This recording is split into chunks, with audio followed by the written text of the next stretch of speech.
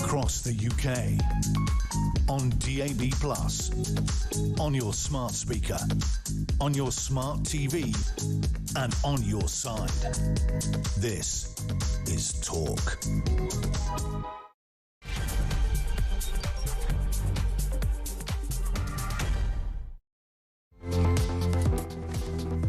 Well, good afternoon. It is 2 minutes past 1 o'clock. You're listening to the home of Common Sense Talk, and this is Mark Dolan in for the mighty Ian Collins. A big 3 hours to come.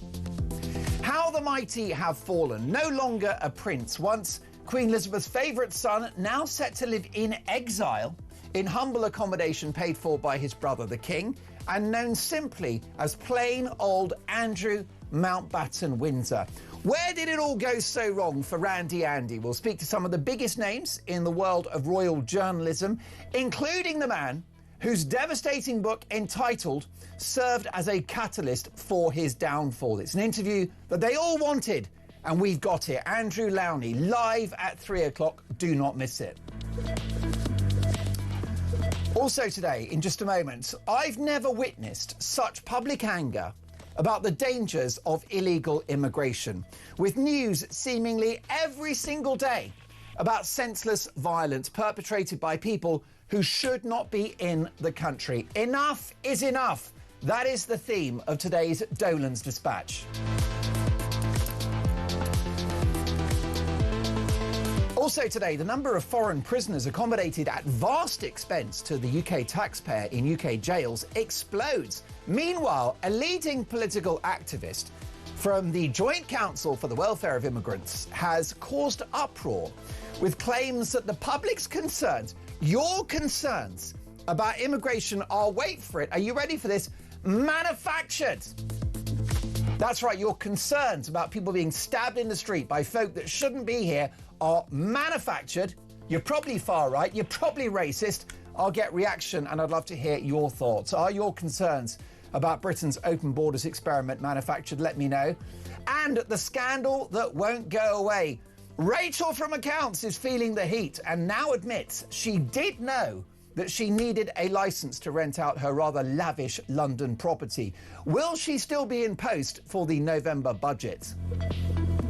And how about this? Welcome to the madhouse. Glamour magazine features 9 biological men as its Women of the Year.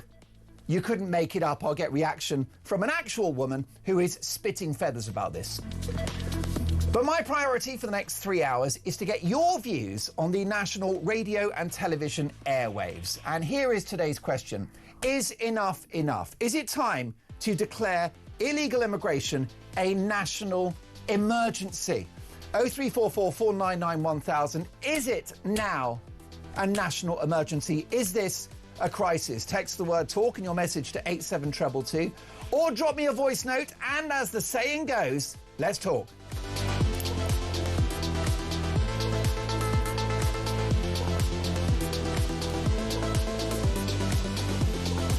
Better straighten that tie. Don't forget you can hear us on DAB+ on the radio. We're online, we're in-app, and folks, we're on TV as well. Just head to YouTube, search Talk, and you will find us. Lots to get through. Great to be warming the seat for the mighty Ian Collins. And we'll kick off with Dolan's Dispatch. When is enough enough? A man who entered the country illegally is charged with a triple stabbing in West London, which included the violent, unprovoked murder of a much-loved 49-year-old road sweeper and dog walker called Wayne Broadhurst. The man being charged was smuggled in the back of a lorry in 2020. He should not have been here. We didn't know who he was. He'd already broken the law by breaching our border, but he was granted asylum. When is enough enough? A different man, who also entered the country illegally, stabs a father of one to death in the branch of a high street bank. Now, this dangerous thug had been refused asylum, but remained in the country and went on to commit this senseless murder. When is enough enough? Another man who entered the country illegally, do you see the pattern here? Stabs a young mother of one with a screwdriver 23 times, including the stabbing of her face. This poor woman who worked in the migrant hotel in which this man was expensively accommodated was attacked by him on her way home from a long shift. Now her sister, her incredibly brave sister, had to break the news to the woman's 5-year-old orphaned son. Just imagine having that conversation. A conversation that didn't need to happen if that monster had not been in this country. So she said to this little boy who's lost his mother, she said, "Mummy has gone to heaven." She said the scream coming from the child in response to this was so loud, so distressed, so suffused with pain that she will take that moment to her grave. She will hear that little boy's scream forever. When is enough enough? And yet, figures on the left, you know, the good people, the likes of Gary Lineker, Gary Neville, why are they always called Gary? Sir Lenny Henry, Carol Vorderman, anyone at the BBC, they will tell you that the open borders that we've currently got are humanitarian, they're compassionate, that ushering in undocumented young men who've discarded their passports and mobile phones in the sea is somehow enriching for us. And that most of these men, about whom we know nothing, are in fact, wait for it, budding doctors. That's right, they're doctors, they're brain surgeons, and they are engineers. The gap between the media and the political elite and the public has never been wider in my entire lifetime. And I've never known the public to be so angry. Across all races, all ethnicities, all religions and backgrounds, everyone is angry. Which is why revenge in 3 or 4 years' time at the ballot box will be sweet, will be colossal, will be unprecedented, will come from across our diverse society and will be decisive. Now, we may have to wait a while, but Britain is on the brink of an unprecedented political and social revolution far bigger than that of Margaret Thatcher in the 80s. What we're going to see is a total dismantling of our governing and bureaucratic structure, a rebooting of our society based around British values, British laws and British traditions, and a radical 180-degree change in policy direction from policing to education to the management of our economy. Change is coming and it cannot come soon enough. Why? Because enough is enough. The public just can't understand why the authorities have allowed our society to be infiltrated by people about whose background we know nothing, and by definition, a percentage of whom will be criminals, with previous convictions for sexual assault, for violence, for theft, and perhaps most chillingly, for terrorism. Meanwhile, the woke media and political elite insist on weaponizing language, calling everyone concerned about our crumbling society as far right or that hackneyed old chestnut racist. The BBC and others further gaslight the public with partisan and misleading reporting of migrant crimes as just another British man who goes on a stabbing spree, or maybe a Welsh choir boy. And they gaslight us with talk of refugees and asylum seekers. These people are not refugees, they are not asylum seekers. If you are a refugee or an asylum seeker, you go through a legal process to have that status, and you're happy to be in a safe country like France. These are illegal immigrants who should be arrested and detained the moment they arrive. That's what would happen if you or I turned up in any normal country, in Australia, in New Zealand, and now, thanks to Trump, the United States. These people should never be granted asylum and should be returned to their country of origin. No ifs, no buts. And if we become an international pariah, good. I couldn't give a damn about our reputation abroad. I don't care. I don't care about that at all. I care about our reputation here. among our own people. Look, it's a terrible world. Of course it is. I hear you. I'm afraid that if you add it up, there are probably 3 or maybe 4 billion people who have got terrible lives overseas, who would wish to have a better life here. We are lucky and they are not. My heart goes out to them. But it's not our job to make their lives better. I'm sorry, but it just isn't. And the generosity of the British people and the soft-touch nature of our asylum laws have been used and abused by thousands of opportunist young men from wildly divergent cultures from our own, often woman-hating cultures, who jump the queue ahead of real, deserving, actual refugees. And these people, these men predominantly, pay dangerous gangsters thousands of pounds to come to the UK to work in the black economy, to take benefits, to sometimes commit crime, to sometimes kill. Not all of them, of course. Perhaps the majority are decent lads trying to improve their prospects. Good luck to them. I would do the same, and so would you. But that's not our job, and borders are there for a reason. Now, the only thing I can tell you by way of positivity is that in life, things always get worse before they get better. And that every time someone who shouldn't be here harms a British citizen, public anger grows and the appetite for political change grows with it. That anger is exponential, as proven by that very brave caller to Julia's show a few days ago, a woman afraid to live in her own country, afraid to go out unaccompanied after multiple loved ones and friends had been stabbed. Now that clip, featuring an incredibly brave woman, a brave caller, was shared by Elon Musk and has been viewed 33 million times. 35 now, it's gone up 35 million, right? Producer Alicia, who's with me today, is responsible for that output. So that was a big moment for the country. And to be frank, a big moment for this network. Why? Well, because if you needed evidence of the importance of talk as a platform to represent the British people and their concerns, there you have it. Which is why today I want to hear about your concerns on today's show. 0344 499 1000. Call me. Is enough enough? Is this now a national emergency? I want to put you on the national television and radio airwaves. You won't be interrupted.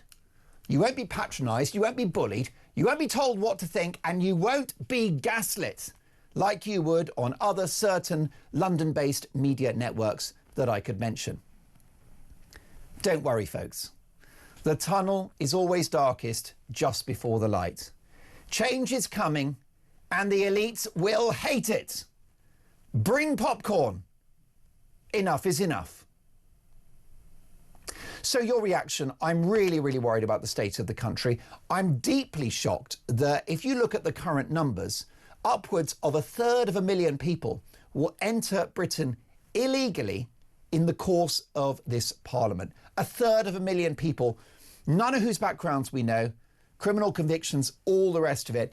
Is this now a national emergency? We'll debate that next.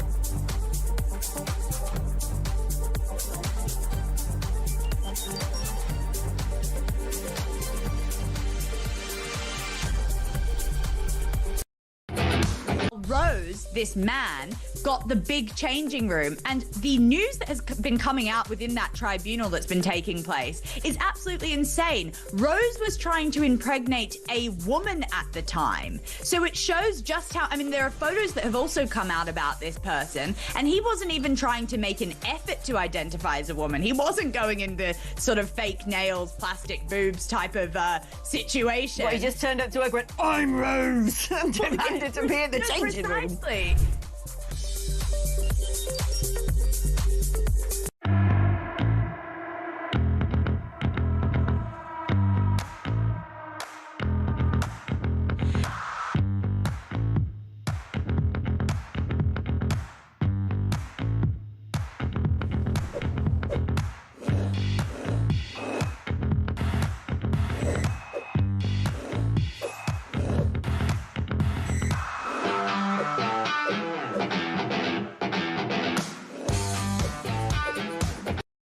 Across the UK, on DAB+, on your smart speaker, on your smart TV, and on your side.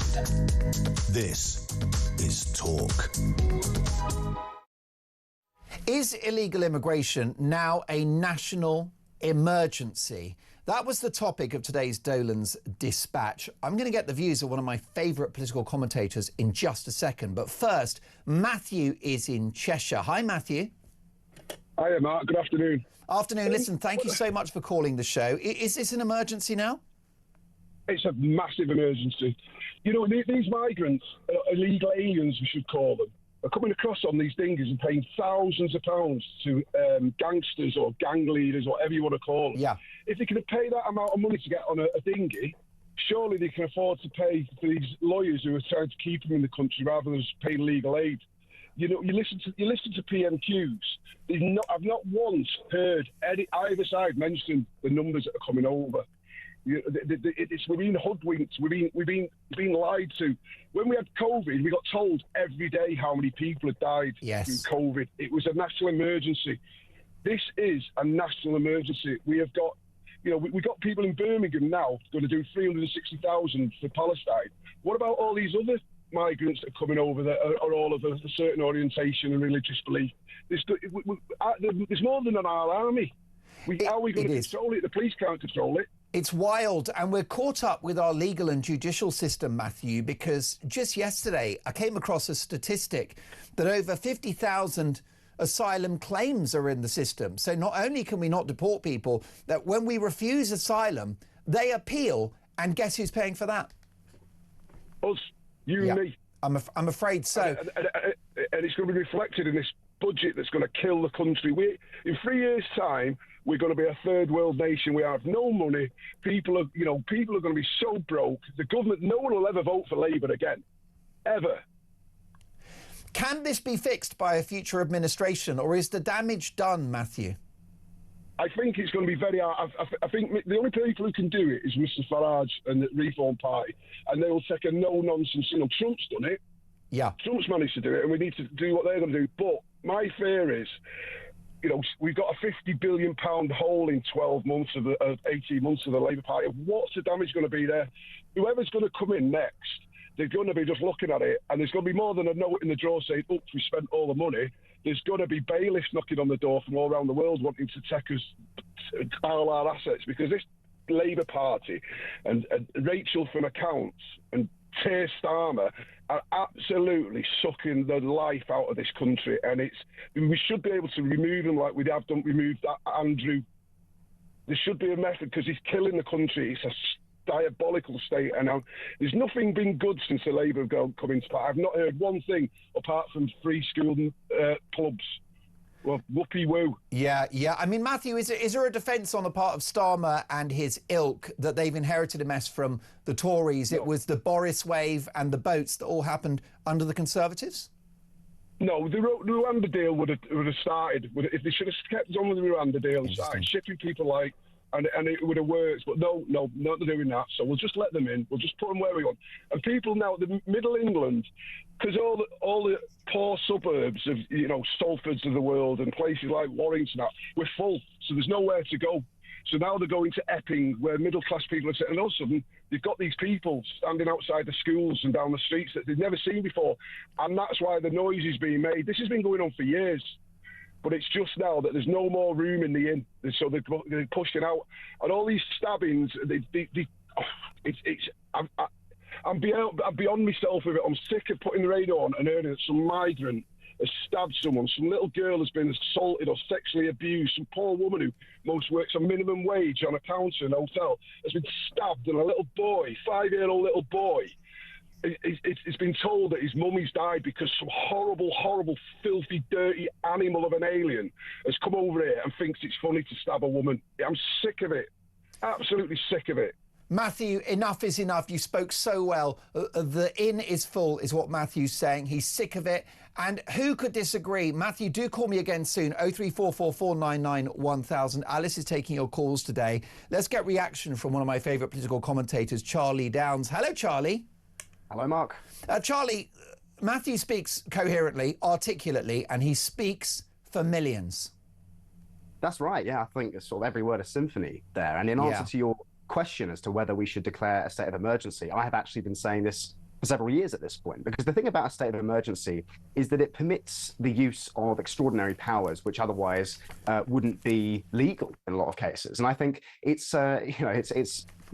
clear as day now that the legal structures in this country that govern the decisions of our leaders are simply not fit for purpose. Of course, we talk a lot about the ECHR enshrined in our Constitution in the Human Rights Act 1998, but actually there is a litany of other laws and indeed traditions which prevent us from doing anything about illegal immigration, which are outlined in a policy paper that we at Restore Britain put together a couple of weeks ago, outlining how a motivated future government could actually achieve the mass deportation of all possibly 2 million illegal migrants currently in the country. Because sure, it is the ECHR, but it's also the UN Refugee Convention, various other immigration laws that were passed primarily by New Labour, and only by, I think, radical action, by declaring a state of emergency and sort of overruling all of these laws, are we actually going to be able to do anything about this? And I think that will scare a great many people, especially those in the Labour Party who are true believers in the doctrine of human rights, who think, I think in a lot of cases, that they are doing the right thing by permitting the so-called asylum seekers to stay in our country, to live at our expense in these hotels, where be given clothes and pocket money and phones and all the rest of it, and be able to work in these dodgy jobs, whether it's delivering food or selling drugs or whatever else. I think they believe that they're doing the right thing, and that's because they are so completely disconnected from the lived reality of so many people in this country, many of whom now list illegal immigration and the use of hotels to put up these so-called asylum seekers as the most pressing issue of our time. It's so salient, and it's no surprise, therefore, that populist forces in this country are on the rise. Now, are we going to be able to solve this? I mean, this is the million-dollar question. Are we in a late Soviet Union type situation where any attempt to reform this incredibly complex, tangled structure of a government that we have actually just leads to its collapse? I think that remains to be seen. But I see a lot of people now saying, well, look, you look at how our system is set up, you look how baked in so many of these ideas and principles have become. Where do you even begin? How do you begin? It's like Jenga. You pull one thing out and then does the whole thing topple down? I think that's going to be the million-dollar question, because if, Reform and Farage, for example, are not able to solve these problems, if they win the majority that they're projected to win in 2029, where the hell do we go from there, Mark? Most definitely. It's my view that Reform need an enormous majority, Charlie, and they probably need 10 years. I think that's probably true. Now, I think, I'm skeptical of Reform. I've been, involved with them in the past. I am not seeing enough detail. I'm not seeing enough planning. I mean, I thought their press conference the other day about their plan for government was very good. I think Danny Kruger is an impressive guy. But I think it still remains to be seen whether they really know what time it is in this country, whether they recognize the gravity of the situation that we're in, and whether they understand really the extent of the anger and indeed radicalism among the general public. Because there was some very interesting polling out this week in the Financial Times, Mark, I don't know if you saw this, which showed that on average, those who would identify as being conservative-minded or right-wing in Britain are substantially more radical than their American counterparts, than Trump voters, on things like national identity, concerns around, for example, people not speaking English in the high street, for example, and the threat that so-called diversity poses to the integrity of our country. People are very, very, by the standards of the mainstream, very radical at this point. And I think Reform, if they want to be the kind of government and go down in history as being, the kind of saviors of Britain, they need to meet that radicalism, and they can't sort of afford to moderate themselves. They can't afford to appeal to the centre, which I think they have been trying to do. I don't think that's a winning strategy. I think people want radical change because people, especially young people, by the way, are looking at the prospects in this country, looking at the future, looking at the economic situation, the demographic situation, and they're thinking this country is, the future does not look good, it does not look bright. And I don't say that with any degree of, of joy, because I'm generally a very optimistic person, but it's just the reality of the situation.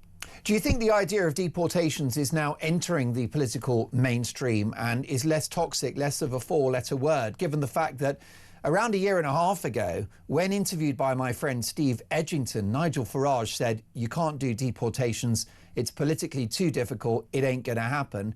Well, fast forward to October 2025 and he's all for it. Yes, yeah, it's certainly been breathtaking, the speed at which the discourse has been moving in a more radical and right-wing direction. I think that's a good thing. I mean, I think that's largely because of the efforts of people like Rupert Lowe, who I work for, and those of us kind of on the cutting edge of discourse online and all the rest of it, which is where politics really happens these days. You're right, mass deportations, that phrase would have been viewed as being akin to, kind of mid-century German activities at one time. But now I think a lot of people view it as being the only solution to the problem of illegal immigration in this country, because Macron was right when he said that a large part of the reason that we have such a problem with this is because of the pull factors that Britain sort of presents to the world and to all those people who want to come here from North Africa and the Middle East and all the rest of it. The light touch that we take with those criminals who do come here illegally. I think only by cutting off those pull factors and showing that if you come here, you will be deported immediately, without question, if you come here illegally, that is the only way that we're going to solve this. And so I'm very interested to see where the discourse is going to go in the next few years, because this problem is not likely to get any better between now and then. I think the projections suggest that there's something like 200 to 300 to 400,000 more illegal migrants likely to come before the next general election, which means God knows how many hotels, God knows how much money spent on these people,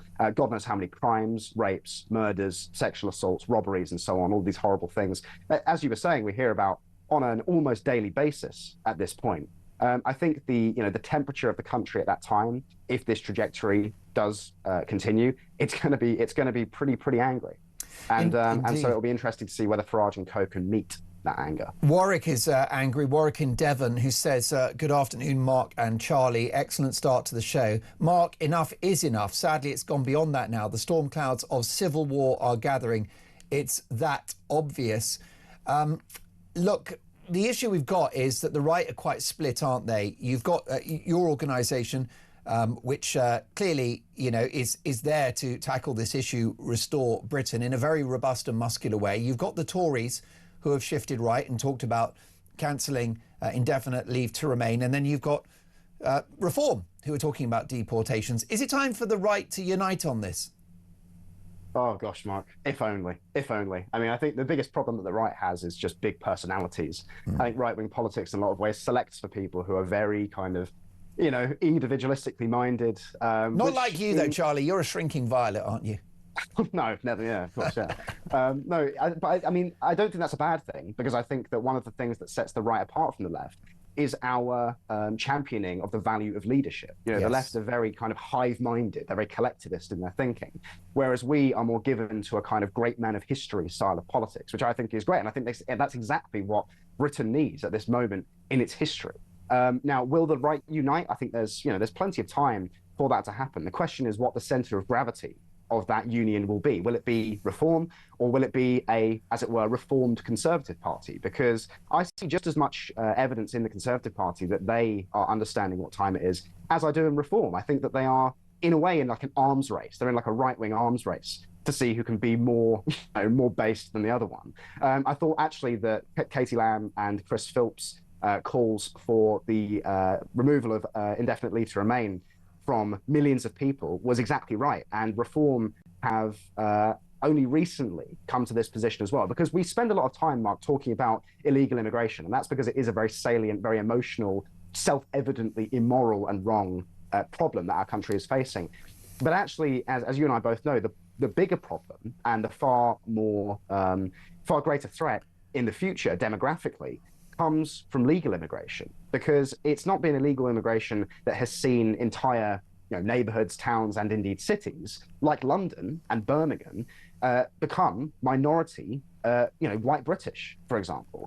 And it's there that the problem really lies. And so I think until we're prepared to tackle the issue of immigration in its totality and not just talk about illegal immigration, I don't know that the sort of mainstream political discourse is where it needs to be. Because I think if you talk to a lot of people, regular people who don't follow politics that closely, people who are not in ordinary times wouldn't be interested in politics, the issue that they're highlighting, yes, is illegal immigration, but it is also legal immigration. It is also the way in which our country is being completely transformed.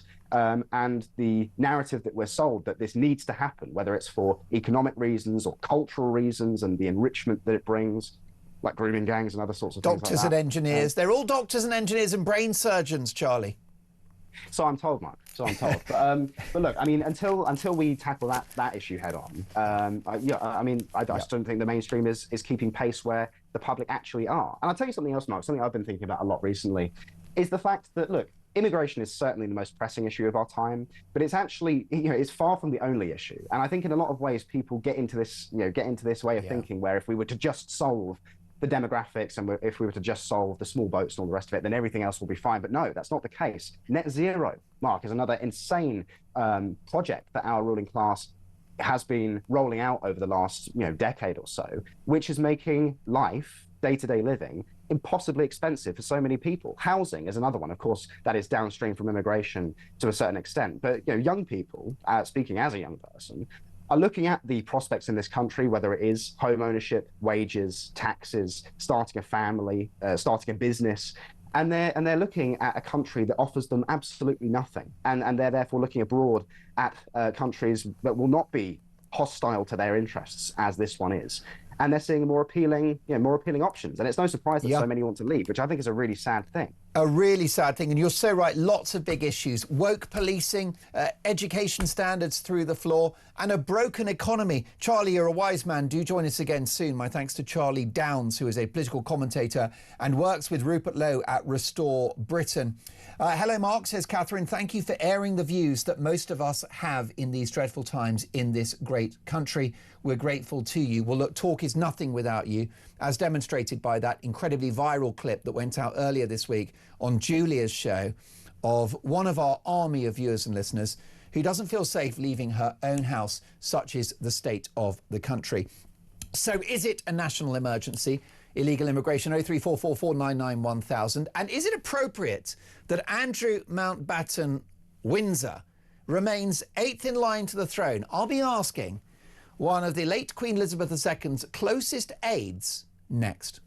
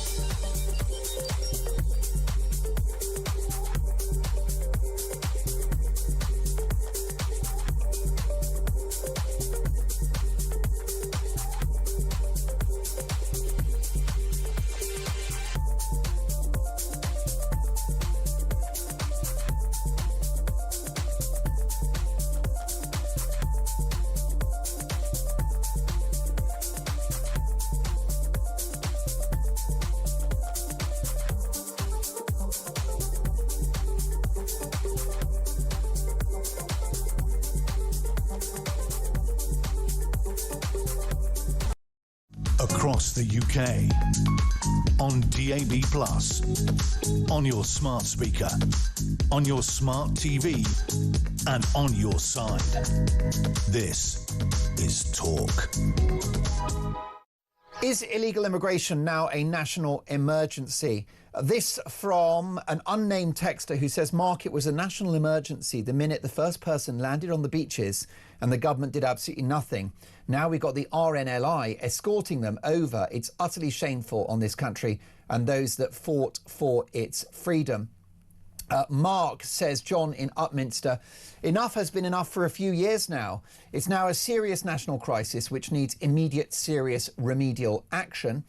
It actually keeps me awake at night worrying what's going to happen if it's allowed to continue.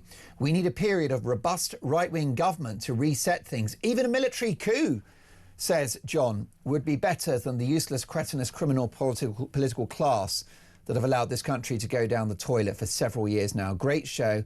Totally fed up, John from Upminster. Thank you for that. Kind words from Neil about today's Dolan's dispatch as well. Is it an emergency? Can we get to royal matters, though? Alison has texted, I'm so pleased that you're back where you've always belonged, says Alison. Look, it's great to be back at the home of free speech, the home of common sense talk. Regarding Andrew, says Alison, I think we'd have to remember that he has daughters and grandchildren too. I'd like him to leave the country, but it's not fair on the two girls. This is probably painful for them too. Well, Alison, you're right about that. Thank you for striking that note of empathy. Is it appropriate now that Andrew Mountbatten-Windsor, as we must refer to him, remains 8th in line to the throne? Let's get the views of one of the finest royal journalists in the country, former press secretary to Queen Elizabeth II, former royal journalist Dickie Arbiter. Hello, Dickie. Welcome to Talk. Hello, Mark. Thanks very much. And thanks very much for that wonderful introduction. Your reputation speaks for itself, Dickie. You've been very close to the royal family, to the late, great Queen. And none of us have witnessed a crisis on this scale in our lifetimes, have we? No, we haven't. There are those who have sadly passed that might have witnessed similar times in 1917 with the removal of the Duke of Albany from the royal fold. He was a grandson of Queen Victoria. He was born and brought up and educated in the UK, but he was German. He went off to Germany. He supported the Germans during the First World War, supported the Nazis in the Second World War. So he had his title stripped from him. Patricia Ramsay, she married the daughter of the Duke of Connaught. She married Sir Alexander Ramsay, a naval captain, and she voluntarily had her title removed in order to marry and to be known as Lady Patricia Ramsay. So we haven't had anything quite so dramatic as what's happened over the past day or so, unless you count the abdication of Edward VIII, then becoming the Duke of Windsor in December 1936, but nothing quite like what's happened in the past 24 hours. Most definitely. What would your former boss, the late, great Queen Elizabeth II, have made of this crisis, Dickie? Well, it's something that maybe crossed her mind. The situation wasn't as volatile as it has become with later revelations, with the fact that he has lied coming to the surface. It's something that she would have reluctantly done, and I doubt whether she would. If you remember, he was virtually fired from royal duty after that disastrous Newsnight interview in 2019. It took her a couple of years to actually remove all the honorary titles and honorary military titles from him. So whether she would have gone this far remains to be seen. But the king has taken a robust stance, and he has done what his mother should have done, but later rather than sooner. What do you think, Dickie, was the trigger point for this latest move? Of course, a few days ago, Andrew relinquished his title of Duke of York, his membership of the Order of the Garter. So why do you think the king has taken this further step in the last 24 hours? I think he really wants to draw a line on everything that is being drip-fed from the United States and from Virginia Giuffre's book that came out last Tuesday. He wants to draw a line because he wants the nation and people to focus on what the royals are actually doing. If you look at his meeting with Pope Leo last week, it was Andrew that dominated the headlines, whereas it should have been the king meeting and praying with Pope Leo that should have dominated. What's going to happen the coming few days with William in Brazil and the Earthshot Prize? Is Andrew still going to dominate the news? Is there still stuff coming out from the United States? It's all being drip-fed from the States, with emails being released with information about Jeffrey Epstein's various conquests and the whole sorry saga. So I think it's the king really wanting to draw a line under everything in the hope that it's never going to go away, but in the hope that people are going to focus their attention on what really matters and not what has come to pass.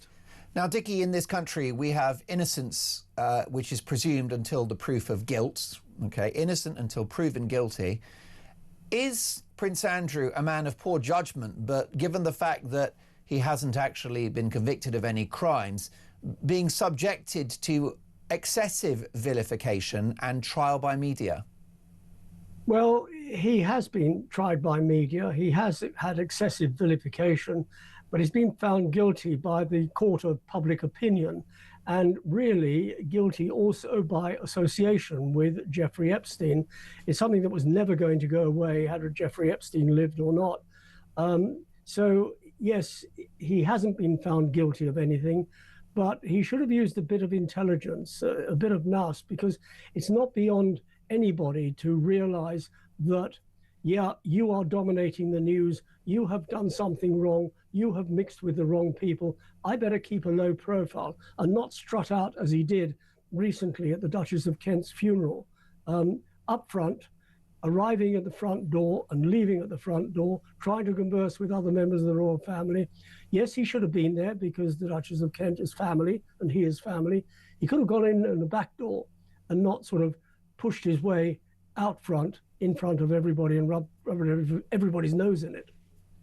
No doubt you've crossed paths with Andrew. Of course, I've got to make sure, Dickie, that I don't call him Prince Andrew anymore, Andrew Mountbatten Windsor. So given that I'm sure you know him to a degree, what do you think he's going through right now mentally? Where do you think he's at psychologically at this point? I think psychologically he's probably feeling very sorry for himself. He's probably wondering where it all went wrong. Well, it doesn't take rocket science to realize where it all went wrong. It started the ball rolling in 2019 when he did that interview for Emily Maitlis. He's probably licking his wounds, trying to make arrangements to move out of Royal Lodge and move to Sandringham. Where he's going to live at Sandringham remains to be seen, but it is far away from peering eyes and peering media, so that he can go and lick his wounds, so as to speak. But I think he's probably feeling very crestfallen. He is a man who thrived on titles, thrived on being a member of the royal family, thrived on being called Sir and Your Royal Highness, and now it's been taken away from him. He's plain Mr. Andrew Mountbatten Windsor, and I think he's going to find that hard to live with. Finally, Dickie, is it appropriate that he remains 8th in line to the throne? Well, it's an interesting point because you raised that in your trailer before we came on. At the moment, he does remain 8th in line to the throne. That can only be taken away by Parliament, and Parliament's got to debate that. Everything else is going through the Lord Chancellor's department. He's the one that can strip Andrew of peerage, of dukedom, of everything else. But Parliament have got to remove that succession, and only they can do it. But having said that, we have 4 very healthy people in line, 1, 2, and 3, William, George, Charlotte and Louis. Forget about the other 2 in Montecito, but we do have 4 very healthy people. So I wouldn't worry too much that it's all going to suddenly happen and Andrew's going to be walking down the aisle of Westminster Cathedral being crowned king. It ain't going to happen. Dickie, I grew up watching your coverage of the big royal stories on The Box. A privilege to have you on Talk. We'll catch up again soon. Thank you very much, Mark. There you go, Dickie Arbiter there, former press secretary to Queen Elizabeth, no less, and former top royal journalist. Is illegal immigration now a national emergency? Your calls next.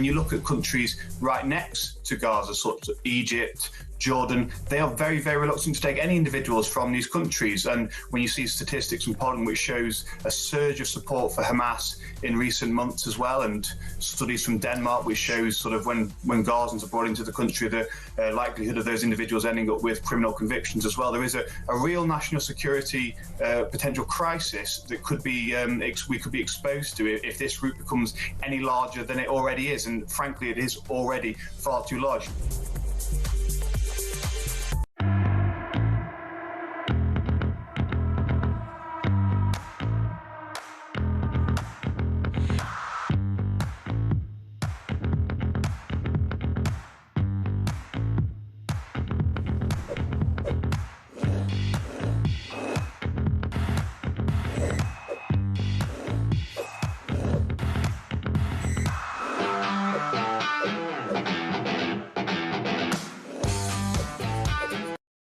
Across the UK, on DAB+, on your smart speaker, on your smart TV, and on your side. This is Talk. Is Andrew the victim of trial by media? Is it appropriate that he remains eighth in line to the throne? Mary has called Talk. Good afternoon, Mary. Well, first of all, I want to say I am a royalist, and I do agree with His Majesty what he's done with his brother, Andrew. But what is going through my mind, should the same thing happen to Prince Harry? Or is Prince William going to be left to deal with that when he gets on the throne? Mary, I think you raise a great point, because Andrew has done damage to the royal family with his poor judgment and his terrible taste in Friends and probably his libido. But Harry has damaged the royal family with a book that he wrote and a Netflix documentary that he participated in which the Queen was mocked for the curtsy. So the damage from Harry has actually been more proactive, hasn't it? Well, Harry has. And also he did accuse them of being racist. Yes. Which, of course, they're not. You're right. And, I mean, also, right. His children have been given the titles of Prince and Princess. I mean, I don't see why, because his wife certainly isn't anywhere near royalty. I mean, I do think it should be thought about that. Well, I mean, I completely agree. The idea that Harry accused the royal family of being a bunch of racists, I mean, if that doesn't see you lose your royal titles, Mary, I don't know what does. Well, no, exactly. And what about Andrew briefly, Mary? Look, he's a stupid man. He's a very, very ignorant and arrogant individual. But is he being unnecessarily, disproportionately villainized, given the fact that he's not committed a crime? Well, no, he's not, because he told lies, didn't he? Yeah. But with the interview he had. But is that worthy of losing your prince title and being chucked out of your accommodation? It's what he's done that is causing that. Yeah. Not because he told lies. I mean, maybe he's been taking lessons from the Prime Minister on that. I have no idea. Mary, that's a slam dunk. A brilliant point. Mary, really enjoyed your call. Please do call me again soon when I'm covering, of course, Weekend Breakfast. This weekend, by the way, 6 till 10, Saturday and Sunday. Listen, is illegal immigration a national emergency? Mark is in Cambridgeshire. Good afternoon, Mark. Welcome to Talk. Hello, Mark. How are you? I'm really, really well. Good to have you on the show. What do you think about this? Thanks Is this an overreaction? There are some people saying that concerns about immigration are manufactured. No, not at all. I think it's an absolute national scandal, and we are in the throes of complete despair in this country. I can't say that strongly enough. What I find completely bewildering about all this, it seems that the narrative at the moment is, don't worry, we're going to get rid of all the hotels by the end of our government. I'm obviously referring to Labour here. And we're going to open up camps here and we're going to do that there. But they're missing the fundamental problem. We are still allowing illegal immigrants into this country. It doesn't matter where we put them. Well, it does, obviously, to a point. The problem is that we're not stopping the problem. I completely agree, and I'm so glad you. Everywhere else. Yeah, I'm so glad you said that, Mark, because actually the migrant hotels are a disgrace because they destroy communities, threaten the safety of women and girls, and are expensive. Absolutely. But here's the thing, Mark, which is that this is a red herring. Because if they leave the migrant hotels, they go to an industrial estate or they go to an army barracks, well, they still have a mobile phone, still have pocket money, and still have freedom to walk around and disrupt communities. I totally agree. And the other thing that really does just get me, as I'm sure it gets most of your listeners, is what's the end game? Whenever anything happens, there has to be an end game. Yeah. There has to be a reason why. You know, what is going to happen at the end of A, B, C, D? Yes. But there doesn't seem to be an end game. It's just as if they're defending the fact that they're trying to appease us by putting them somewhere else. We're not stopping the problem. No. So when's it going to end? When are we going to get? Well, it could be 400,000. It could be 400,000 people in the course of this Parliament. Mark, the problem's not going to go away. There are currently 50,000 asylum applications which are now on appeal. This is a hot mess. By the way, is there anyone that can fix it? What about Nigel? Is he the answer? Because some people have their doubts. Well, I actually think we have to give somebody that's completely different to the mainstream politicians, which Nigel is. Yeah. Have to give them a go, because what else? What is the answer? So Tories get back in. This is going to be the same. So why don't we just try something? Because what else are we going to do without there being a revolution? Mark, I'm so glad you called this afternoon. Do it again soon, please. Have a great day. Mark in Cambridgeshire there. Once a revolution, well, change is coming, folks. Remember, the tunnel is at its darkest before the light. That was the theme of today's Dolan's Dispatch, which will be on YouTube very shortly. Developing news, a breaking story, which is 3 Just Stop Oil supporters have been found not guilty by a jury in Salisbury today for spraying Stonehenge with orange powder in 2024 to demand that the UK government commit to signing a fossil fuel treaty to end the extraction and burning of oil, gas and coal by 2030. Why do we have a judiciary? What is the point of judges, of lawyers, of juries when you get yet another insane, unhinged, woke verdict? This is 3 Just Stop Oil thugs who have desecrated one of those 7 wonders of the world. Well, it's not 7, is it? Isn't it? It's one of the wonders of the world, Stonehenge. I've been. It's magnificent. And they've attacked it with this orange powder. It's a national monument. It's a historic installation. And these spoiled, rather wealthy, middle-class ignoramuses who don't have a job have gone and damaged this wonderful structure, Stonehenge, and they walk away free. Welcome to woke Britain. It's broken, isn't it? You couldn't make it up. Listen, I've got a massive hour to come. Overcrowding in Britain's prisons is a response to and a consequence of enormous numbers of foreign criminals. I'll give you the numbers shortly, which have exploded. And is illegal immigration now a national emergency? A big 2 hours to come. Don't go anywhere.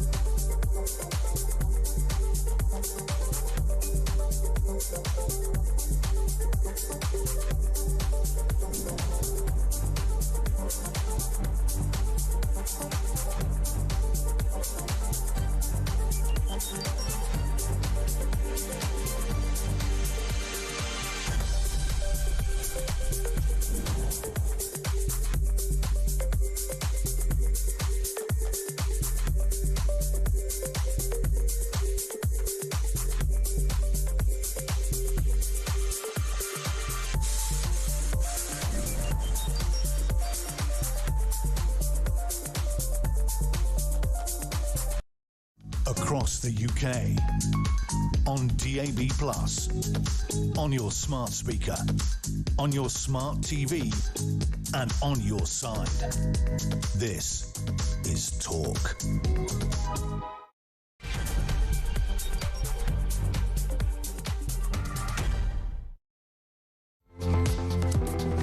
Well, a very good afternoon. It is exactly 3 minutes past 2 p.m. You're listening to the home of Common Sense Talk, and this is Mark Dolan in for the mighty Ian Collins. What a big 2 hours we have for you.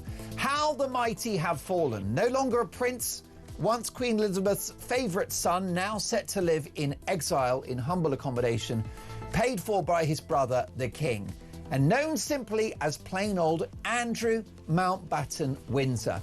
Where did it all go so wrong for Randy Andy? We'll speak to some of the biggest names in the world of royal journalism, including the man whose devastating book entitled kicked off this whole drama. It's the interview they all wanted. Andrew Lowney, live at 3 o'clock.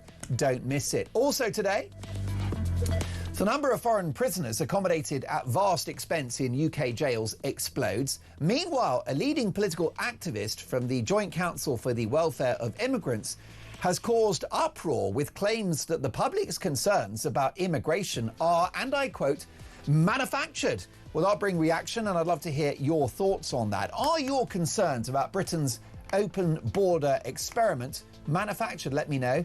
And the scandal that won't go away.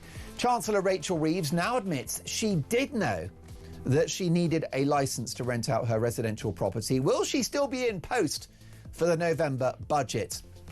And what about this? Welcome to the madhouse. Glamour magazine features 9 biological men as its Women of the Year. You couldn't make it up. I'll get reaction from an actual woman who is spitting feathers about this. But my priority for the next 2 hours is to get your views on the national television and radio airwaves. My number is 0344 499 1000. The brilliant Faith is taking your calls. I had someone called Alice earlier. Thanks, but no thanks. Faith is here. I'm still getting used to everyone's names, let me tell you, and I'm so excited to have a great team with me today, and we've got a big 2 hours. 0344 499 1000. Text the word talk in your message to 87222. Do a voice note as well if you like, and as the saying goes, let's talk.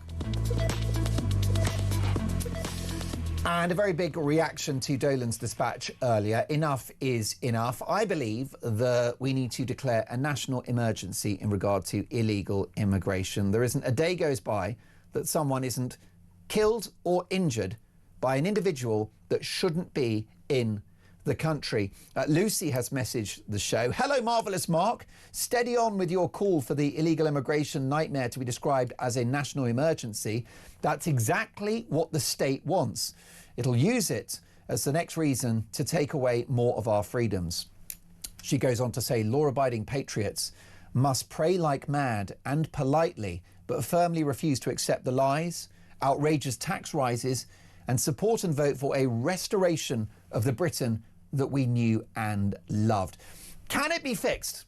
Can we fix immigration? Can we fix education? Can we fix policing? Can we fix our broken, dysfunctional economy? Let me know.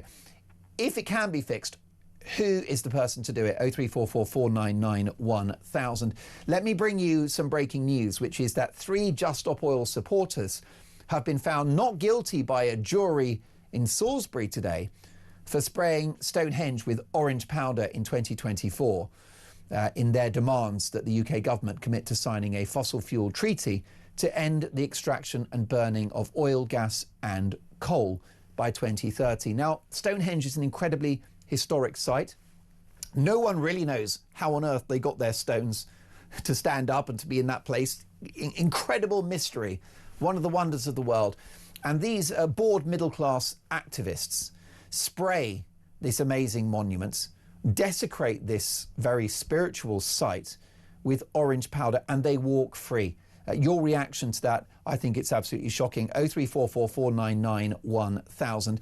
But we've also got a developing story, which is a leading political activist has argued that concerns about illegal immigration in the UK are manufactured. Let's get reaction now from the highly respected independent peer and the director of the Academy of Ideas, Baroness Claire Fox. Hi, Claire. Hi. Good to be with you, Mark. It's really good to see you. And look at the Academy of Ideas. It's all about, debating things. And there's an argument for immigration and there's an argument perhaps against it.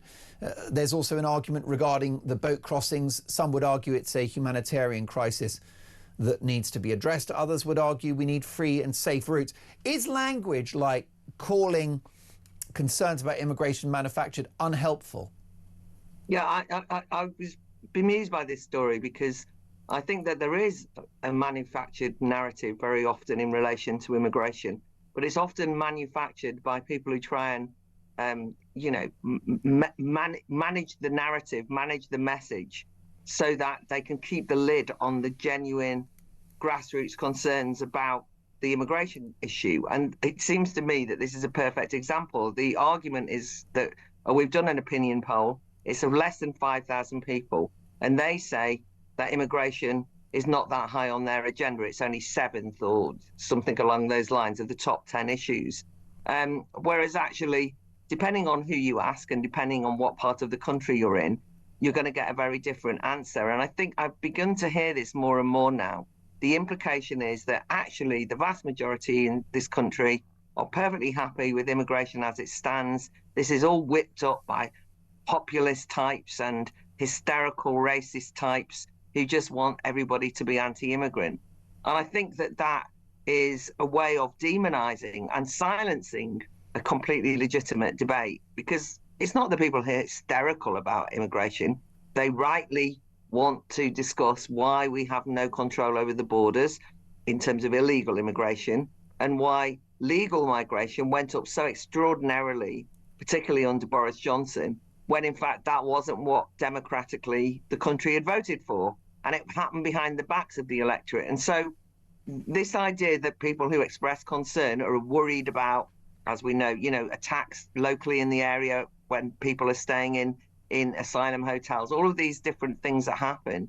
The concern that you raised at the beginning, which is, when somebody is injured or killed or raped or what have you, which might be amongst by a small minority of those who were staying in asylum accommodation, the question isn't, oh, they're all like that. But the question is, they shouldn't be in the country in the first place because they've come in illegally, and it's difficult enough managing law and order with the people who are legitimately here without inviting undocumented, unvetted people that then create problems for us.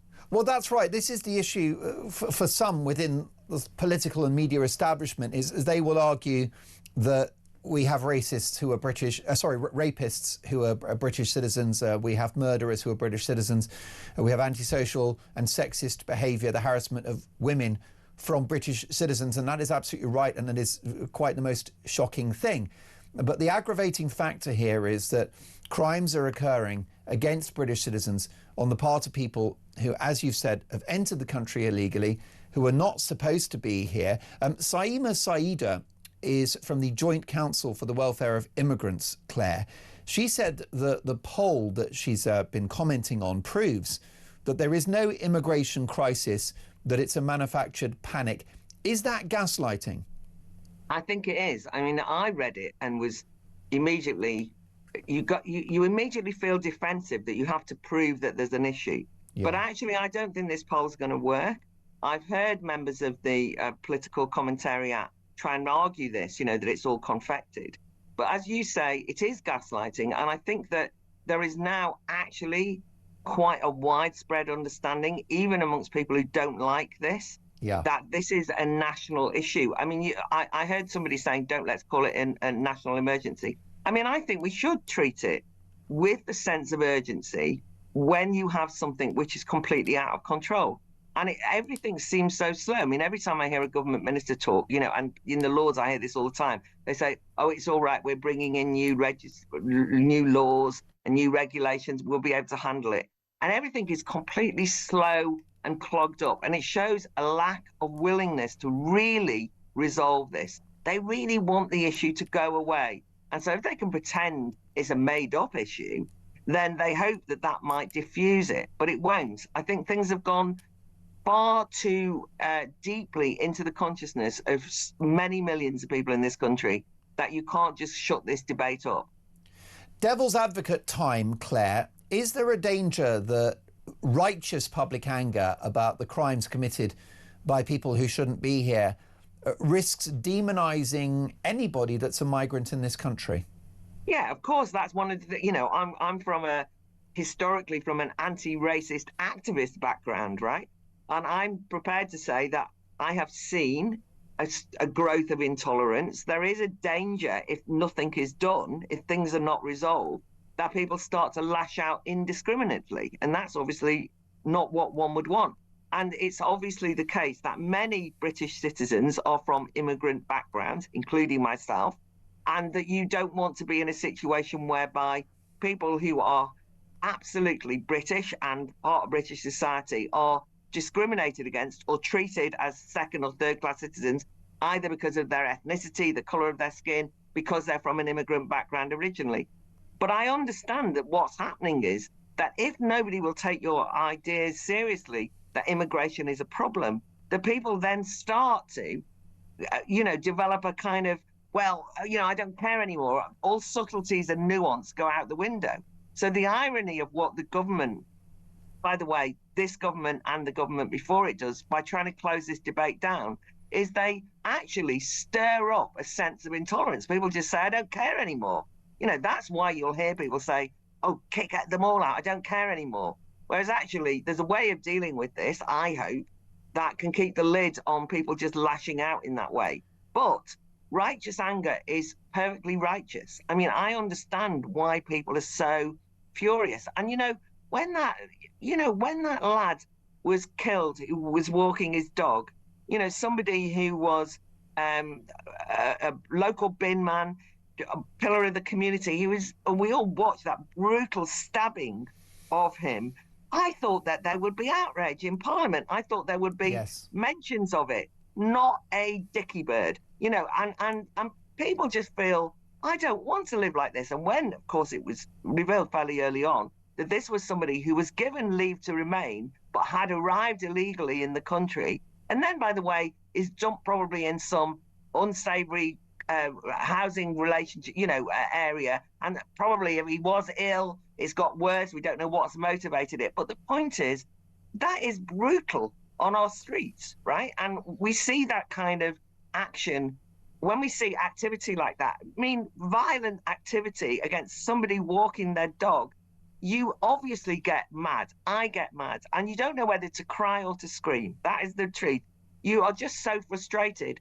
And politicians don't want to address the deep problems that we have as a society that have been created by these issues: illegal immigration, too much legal migration without integration, situation in which actually many of the people who are here hate Britain, and a lot of the pro-Palestinian activists are actually people who are in on student visas, who seem to despise what Western values are happy to launch vicious, vile Jew hatred attacks at universities and so on. You do start thinking, for God's sake, somebody get a handle on this. So I think that we need to be able to talk about this, debate it, discuss it. Not everyone will agree. Some people will be able to put an articulate argument forward for why we should be more generous with our asylum offerings and so on. Let them have that argument. We should have an argument. But don't you dare try and suggest that the person on the other side of the argument is a racist for being frustrated that nothing's being done. Most definitely. I mean, briefly, Claire, you are vigorously politically neutral. You're not allied to any cause. And, the common sense that you've just expressed there, it shouldn't be the domain of the right. The right shouldn't own empathy for the victims of migrant crime, should they? Everyone should be concerned about that. I don't know that anyone's ever accused me of being neutral in my bloody life. But anyway, well, no, but you're not a so-called right-winger, are you? No, I'm not. I'm not part of. I don't like that whole left-right thing. I think I said that last time I was on. So we won't, and rightly so. But the point I'd make is that anybody who's a British citizen who cares about our ability to rule ourselves, and that means self-determination, which we all know was one of the determining factors of taking back control way back in 2016. I remember that. It was so that we could decide what kind of society we lived in, decide on our own laws. And even as we speak, we are told that we can't deport people here, we can't do this there because of international treaties we've signed up to. So constantly, British citizens are being told that they cannot determine the politics of their own country in relation to this. And when they're being told that we can't do it legally or through the law, and then when they're told they're not even allowed to debate it in a particular way, that if they do so, they will be demonized themselves as xenophobic and intolerant, then I think that they're playing with fire here, because what they're doing is that they're turning usually quite mild, calm people who just want fair play into people who are actually going, for God's sake, sort it out. And that's why we've seen the absolutely, fabulous pink ladies, some of the local demonstrations, the big demonstration at Southampton. And people have been quite creative, aren't they? They're thinking, how can we assert our Britishness? And so we have the raise the colours and the flags going up.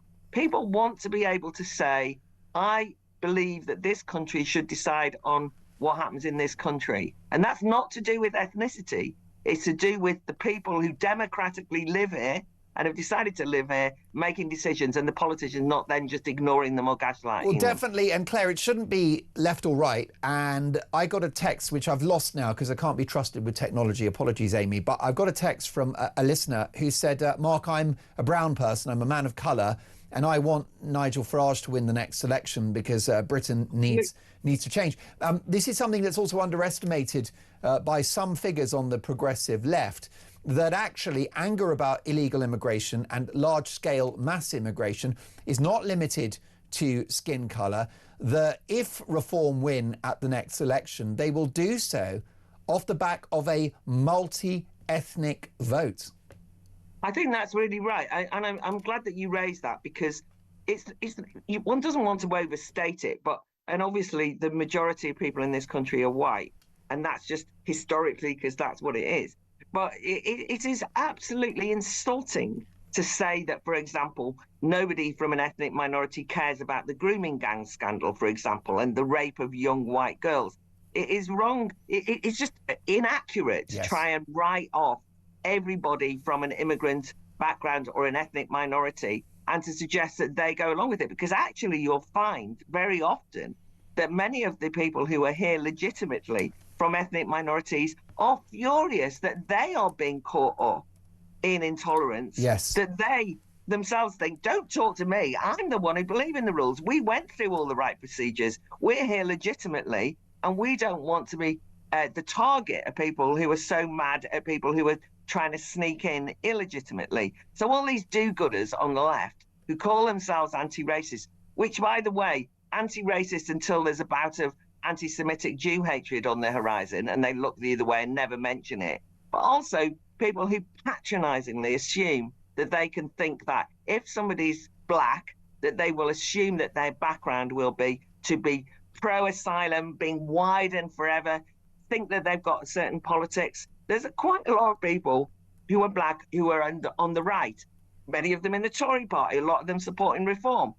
Of course there will be, because they're not some blob who are indiscriminate. They're like the rest of us. They're individuals with their own minds, their own politics, and their own outlook. And it's only the left, that or part of the left that's identitarian, that sees a person of colour and assumes they know what their politics are.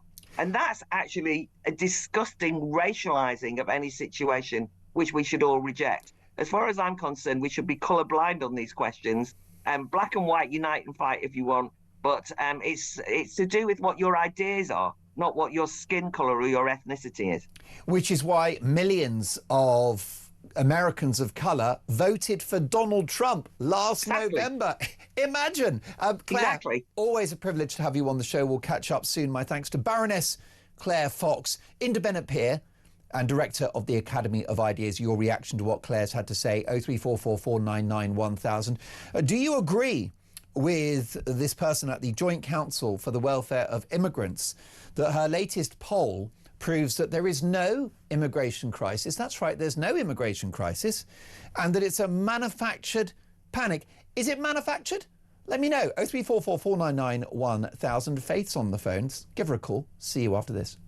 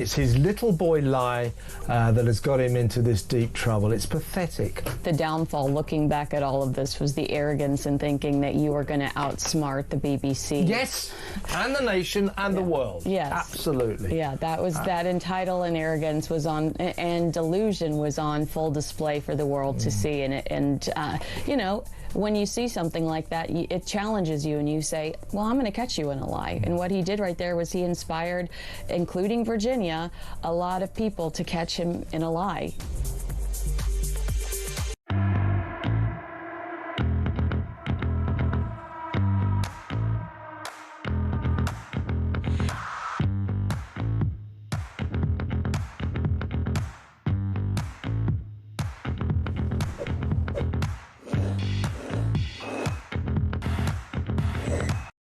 Across the UK, on DAB+, on your smart speaker, on your smart TV, and on your side.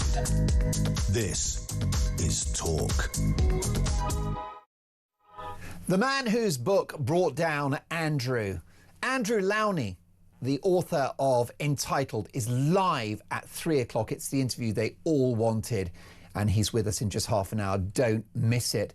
Is immigration a national emergency now, illegal immigration? Amanda says, yes, it is a national emergency. The trouble is, only the public have this view. The politicians seem to have a separate agenda. The message here from Nick says, great show, Mark. You're very kind, very kind. Thank you for that, Nick. Unfortunately, I don't share your optimism for the future, not whilst immigration is out of control. Waiting times for the NHS runs into years, and men pretending to be women feature on the cover of a national magazine. Yeah, we're going to be covering that, Nick. What's worse than all of that, this government's failure when it comes to protecting women, children, and now men from attack, rape, and murder. Nick, you're right. It has come to that. Nathan, very kind words about the show. And this is the text I lost earlier. Hello, Mark. I am a non-white British-born citizen, and we need Nigel Farage and the Reform Party. I'll get to more of your messages shortly. But Alex is in Birmingham. Alex, welcome to Talk. Good afternoon, Mark. Great show as always. Thank you. I wanted to make a point about this. I kind of see that we've got political inertia at the moment. You know, we're getting nothing from any government. They're not shifting on this.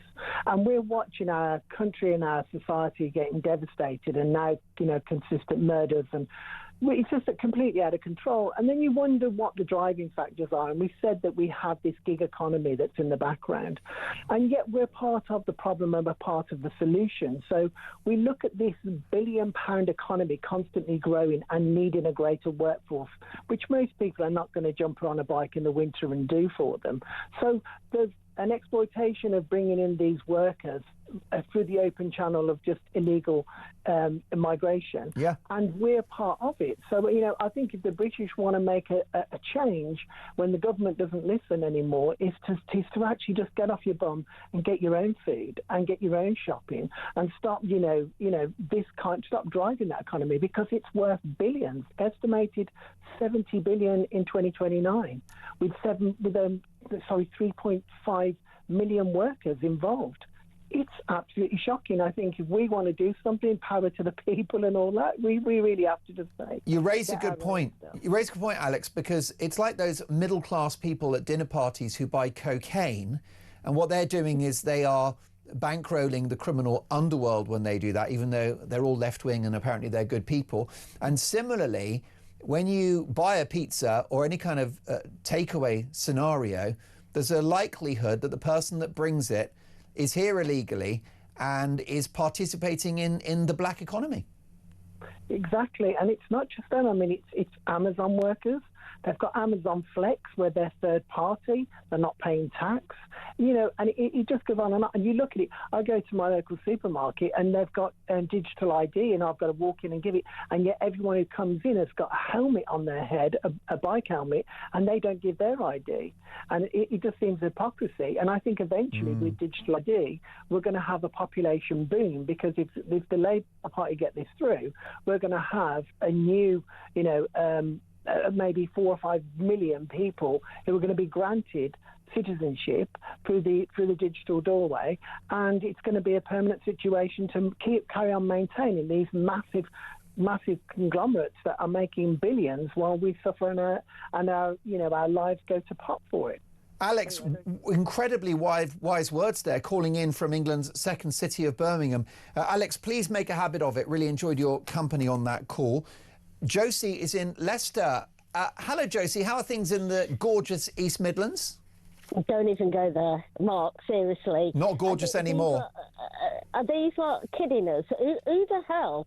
Who was that woman anyway? I'm sorry. They're all parasites because they all live off taxpayers' money. So this is the word I'm going to use from now, parasites, because you don't get off your backside and work. So what you're doing is all these illegal people coming into our country, and they're all parasites. I'm sorry, the government's parasite because they live off our taxpayers' money. Yeah. And if they really, really think that the communities haven't changed, then they need to come to Leamington, Leicester, Coventry, Reading, Birmingham, places like that have absolutely destroyed our communities. I swear to God, I've never seen anything like it. Never seen anything like it. Well, yeah, because it's funny, when we started this conversation, Josie, I said, how are things in the gorgeous East Midlands? Because I've had a lot of good experiences up there. It's a very cultural hub, isn't it? Lots of theatre and comedy and music. And then, of course, restaurants and shops. And then a lot of good businesses as well. So the East Midlands is bringing lots of party. But how has it changed in recent years? Well, in the last 3 years, since Boris's wave that came in, it's completely changed all the community, literally, in all lots of different areas. I can only speak for Leicester because I'm from Leicester, but I travel a lot from Northampton to Sheffield, so I see a lot of different changes in but where I live, all the areas, I've never seen anything like it. They don't speak English. They don't want to interact. They park where they want to park. They can't drive. It's terrible. It's kind of, honestly, my anxiety is like 100% every day when I'm on the road. Yeah, because Leicester itself has always been quite multicultural, hasn't it? Going back to sort of the 50s and 60s. Yes. So you've got no great objection to sort of Leicester's historic diversity. That's not a problem. You're talking about the last, 3 to 5 years? I'll say 3 in Leicester. Wow. Definitely. I'll say 3, more so than 3. Never, ever have I seen a cohort of people come in and make a drastic difference in the community, in the areas. Do you know what I mean? That they've changed. Like, you look at the Golden Mile, which is, Mountain Road, which was absolutely brilliant, full of lovely cultural shops and everything. All the great curry houses. Yeah, they've trashed it. They absolutely trashed it. They've made it look like mini India. It's India. And it's interesting, Josie, because I'm imagining that your friends and neighbours in the area are multi-ethnic people who are just as concerned as you are. Is that correct? Exactly. So it's not racism. No. Why is it racism? Because but most of the people have got mixed marriages, mixed kids. So where did that come from? Leicester's always been that kind of community where they've always gelled and really, really nourished everybody from the 50s, 60s, 70s, 80s. You know what I mean? Yeah. But this kind of culture has just basically come in, taken over, and they're just like ghettos of. It is India and Punjab more than anything in Leicester that we've had. Then you've got the illegal coming in, which are all the third world ghettos that from all the all the ones that go around saying. I've had one guy turn around and say, he cut me up and he went, I'm going to rape you. Oh, great. I beg your pardon. Sorry. Josie, you're in the car and someone's cut you up or walking along the street? What happened? No, basically, I was in the car and the guy cut me up, right? And he got out of the car and he goes, what's your problem? I said, what are you going on about? He goes, well, I can always rape you. This is the kind of people we're living with. You were threatened with rape, or this man made a remark that he could rape you after a minor sort of traffic disagreement. And who was this man? Can you describe him? He had a beard, Asian looking. Yeah, he looked like an Afghani to me. Yeah. OK, and of course we don't know what this man's race was, but the bottom line is that story speaks volumes about the total collapsing of our society, and the idea that Josie should be threatened with a remark like that is truly abhorrent, truly horrific. Josie, I'm honoured to have had you call the show, and I really, really hope you'll call me again soon, because what you've got to say is important, and you speak for many, many people whose lives have been impacted by a rapidly changing country that no one voted for. Is illegal immigration a national emergency? 0344 499 1000. More on this next.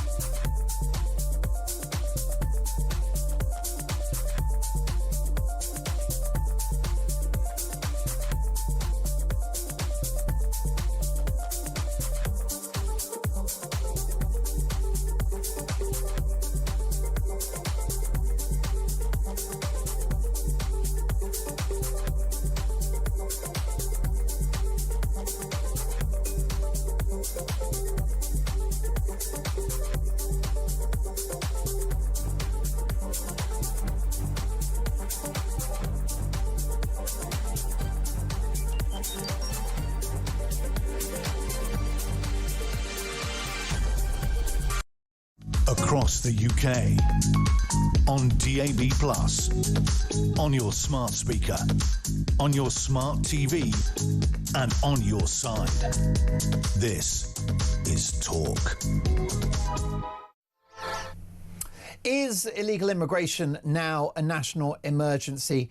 Dave says, yes, it absolutely is. Good afternoon, Mark, says Dave. The concerns and chaos that is resulting in the population are not manufactured as claimed by that migrant-obsessed individual. They are very, very real. I think we need an association for the welfare of the British people to counter the various groups that seem bent on the impression of them. That should be government, shouldn't it? That should be government policy. But oh no, not this mob. I think the continuation in power of Starmer and his hapless, incompetent bunch is an even bigger national emergency. Dave, thank you for that very powerful text. Keep them coming. Send the word talk and your message to 87222. Can we talk about Rachel from accounts? Because I'm afraid it's the scandal that won't go away. The Chancellor was reprimanded by her boss, Sir Keir Starmer, yesterday evening after admitting that she had misled the Prime Minister over her failure to get a licence to rent out her home. Now, the Chancellor backtracked on previous claims that she and her husband were unaware that they needed a licence to rent out their home in Dulwich, South London, after a new email came to light. Instead, she admitted that the couple had been aware that a licence was needed, but they'd been let down by her letting agency, which has promised to obtain one. Let's get reaction now from one of the finest political journalists in the country, Theo Usherwood. Theo, how big a problem is this for the Chancellor? It's a big problem for the Chancellor. It's also a big problem for the Prime Minister, who's held such great store by his independent advisor for ministerial standards, Sir Lori Manus, because on Wednesday, when the Daily Mail first broke this story, Rachel Reeves wrote to the Prime Minister and fessed up. She held up her hands, but she said that she was unaware about the need for a licence. It only cost £900 through Southwark Council in order to rent out her property.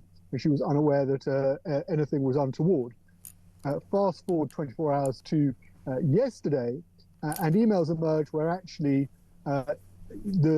both she and her husband had been made aware that a licence was needed, but the letting agency insisted that it would take on that responsibility. In actual fact, the ultimate responsibility comes down to the person who is renting out the property, in this case the Chancellor and her husband. And it appears that the Treasury, Number 11, have been trying to get ahead of the story. So if you think back to what happened at the beginning of last month with Angela Rayner and the row over stamp duty on her second home, the solicitors involved in that transaction managed to produce the relevant documentation, which actually showed that they'd been very upfront about the fact that they couldn't provide expert tax advice when it came to this particular issue of tax law, and that the Deputy Prime Minister, as she then was, Angela Rayner, had been advised to go away and seek specialist advice. What it appears in this case is that Rachel Reeves preempting that journalists would try and track down the letting agent responsible for leasing out her home, had obviously been in touch with them. And, you know, in fairness to the Chancellor and her husband, there was indeed documentation that they'd take it on. But what I think this speaks to is that initially her advice, her insistence to the Prime Minister on Wednesday evening that she was unaware that a licence was needed was not true. And that actually she was aware. And I listened to the Minister on the radio this morning, sent out to defend the government, Chris Bryan, who was saying, well, Lori Manus looked into all of this and he decided, he looked into all the details and he decided a further investigation wasn't needed. But Lori Manus looked into this on Wednesday evening, and on Thursday, new emails came to light. And of course, that's quite damning, isn't it? Notwithstanding this particular drama, this particular scandal, there's also the small matter of the British economy, which is teetering on the brink, Theo, with an enormous deficit, a national debt, low growth, rising unemployment, stubborn inflation. Do you think that when it comes to the November budget, Rachel Reeves is fighting for her political life? Very much so. And it feels as if the government and particularly the Prime Minister are resisting further inquiry and investigation into this particular matter, because for Keir Starmer, it's absolutely imperative that Rachel Reeves at this particular juncture remains in post ahead of what is going to be a very painful budget for millions of people up and down the country, including your listeners and viewers here at Talk, with tax rises set to go up considerably. The Prime Minister, of course, is been accused of hypocrisy. Only this morning, Number 10 tweeted that this was a government that was sticking up for renters' rights, to swiftly delete that tweet. And we're going to be facing a budget where we're looking at further red tape, something that indeed the Chancellor had spoken about positively, although it turns out only a week ago or so on her own Twitter feed. This is a government that appears unable to, it may be able to talk the talk, but it's not able to walk the walk. Most definitely. Theo, we watch with keen interest to look forward to your commentary as things play out with Rachel Reeves, who's certainly feeling the heat in regard to her decision to rent out her residential property in South London without the appropriate licence. My thanks there to Theo Usherwood. Lots more to come. Don't forget, live on the show, it's the interview they all wanted. And that is Andrew Lowney, the author of the book entitled, the book that pretty much was the beginning of the end for Andrew Mountbatten Windsor. And he's live at 3 o'clock. Don't miss it. But is illegal immigration a national emergency? What levers would you pull to stop the boats and to tackle this huge problem, which is making us poorer and less safe? I'll be taking your calls next.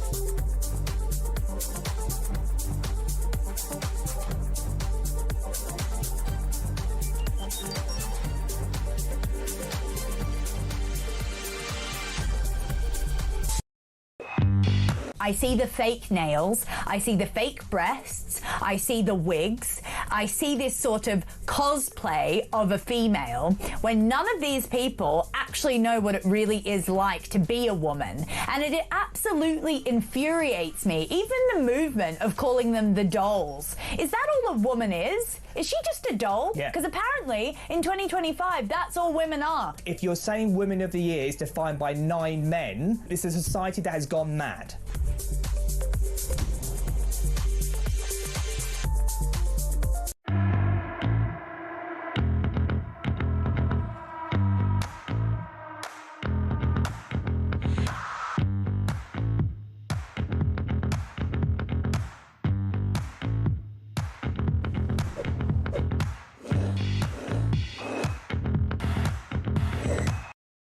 Across the UK, on DAB+, on your smart speaker, on your smart TV, and on your side.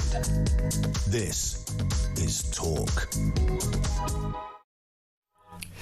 Listen, lots and lots of messages to get through, but is illegal immigration now a national emergency? Jacob is in Milton Keynes. Hello, Jacob. Yeah, hi. I'm a British Asian. I was born here. I'm a school teacher. I'm from an Asian Christian background, and I think it is a national emergency.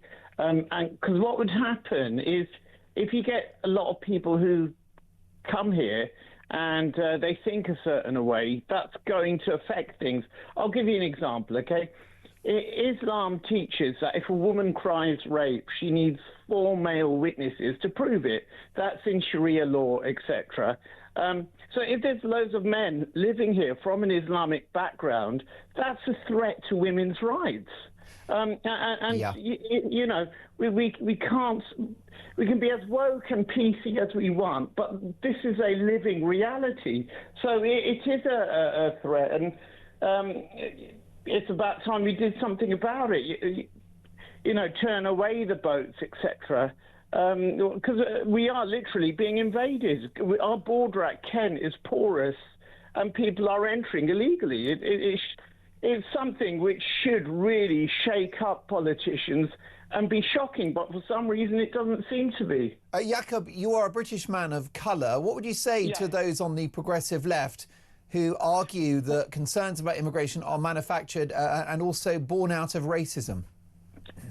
Ironically, I would say that their attitude is somewhat racist themselves, because that's what they don't realise. They say that let's have all these people coming in, doing all the jobs that nobody else wants to do. Well, that is racist, you know, to say, well, our people aren't going to do these jobs. Let's just ship in these immigrants and let them do it. That is essentially a racist angle. And sometimes I've spoken to people on the left and they've assumed that I'm left-wing, and when I've told them that I'm not, they've been a little bit shocked. But they've stereotyped me, so they're being racist themselves by assuming that I have left-wing viewpoint.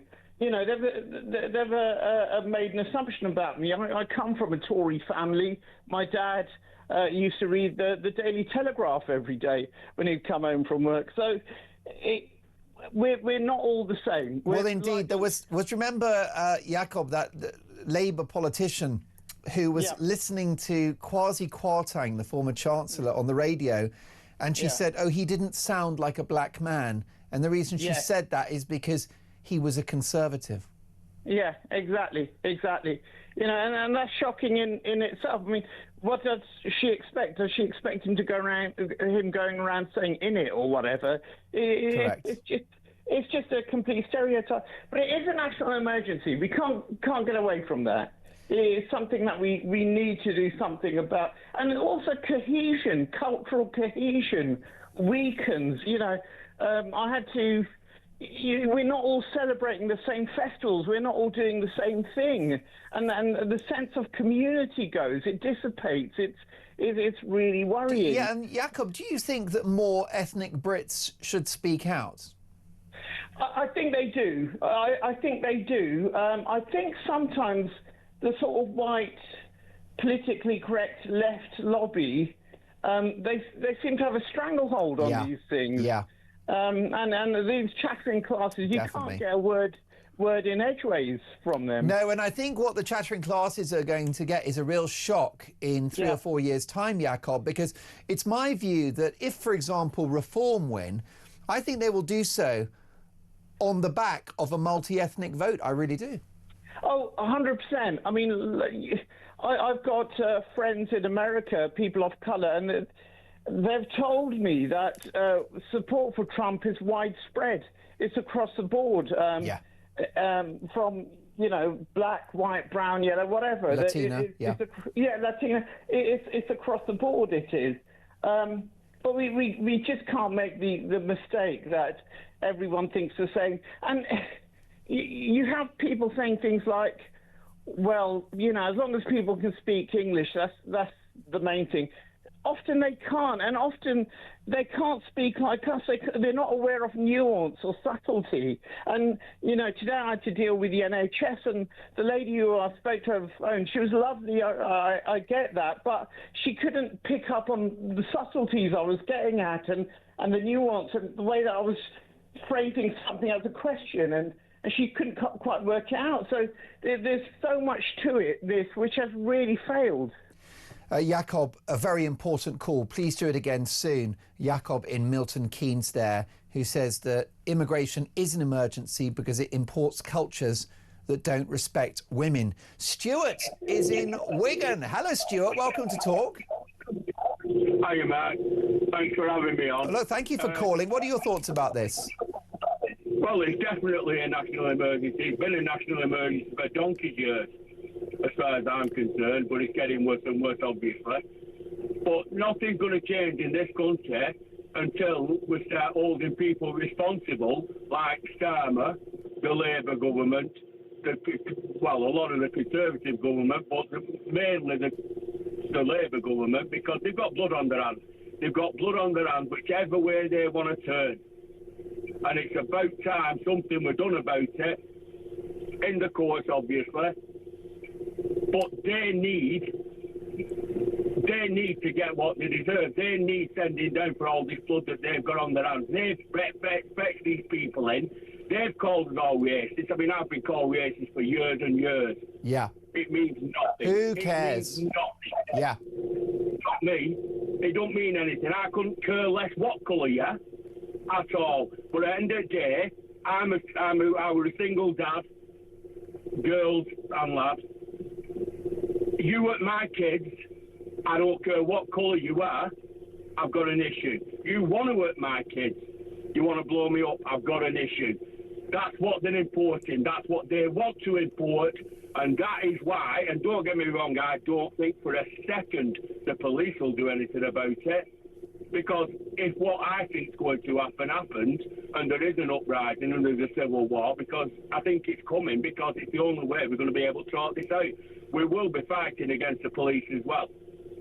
Stuart, we're in dark times, aren't we? I really appreciate your heartfelt call, incredibly articulate, and it's hard to disagree with what you've said. Of course, on that point about civil war, Elon Musk has been predicting it. What we need, obviously, is democracy, the power at the ballot box, and peaceful protest. But I do fear that things will turn nasty if the political establishment don't act, and don't act fast. I'm not sure we've got another 3 years or 4 years till Reform or the Tories, whoever, come in to sort this out. I'm not sure we've got that time at our disposal. Joan is in Sunderland. Hello, Joan.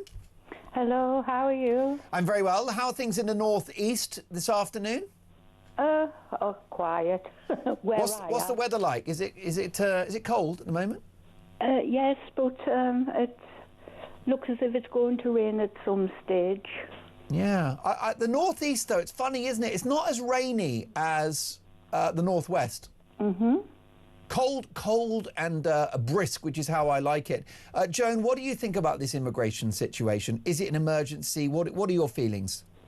Yes, I do think it is an emergency, but I think this government have no intention whatsoever of even attempting to do something about it. They are in denial, and they love to call people who are worried far-right thugs are racists. Yeah. And I've been listening to some of the people you've been talking to, and I have to admit that not all people who have come into the country years past should be tarred with the same brush as some of the people that we've had in the last week, fortnight. Their characters seem different, because when you think of those people, a lot of them have worked darned hard. Yep. They've opened corner shops, restaurants, you name it, and from their kids being able to see over the counter, they've had to work in that business and help, and they're open before other shops, and they're still open when other businesses close. And they're open on Christmas Day? Exactly. So those people who came the proper way, they have worked darned hard, so we can't class everybody the same. Can we change it? Yes. But we are partly to blame for the apathy we've shown all these years. And at time, the silent, law-abiding majority stirred themselves and decided we have to do something. How do you do it? The ballot box. If you're too lazy to vote, yeah, you get what you're being served up now. So it's quite, I know sometimes if you've been to work, you think, oh, drag myself round there. All it needs is a pencil, a piece of paper, one cross in a box, fold it in half, and stick it in a metal box. That's the only way you're going to change anything in this government. So if you don't want to do that, you deserve everything you get. But one thing I will say, think of your children, think of your grandchildren. This country you're handing over to people who have no right to have it. So you've got that to think about. And another thing, reform, if Nigel does get in, which I hope he does, people will expect them instantly to solve problems that's taken years to accumulate. And that'll be unfair to him. It's going to take time, isn't it? Joan, call me again soon. Enjoyed your company. You speak for millions. Lots more to come. And let me tell you, it's the interview they all wanted. Andrew Lowney, Andrew Biographer next.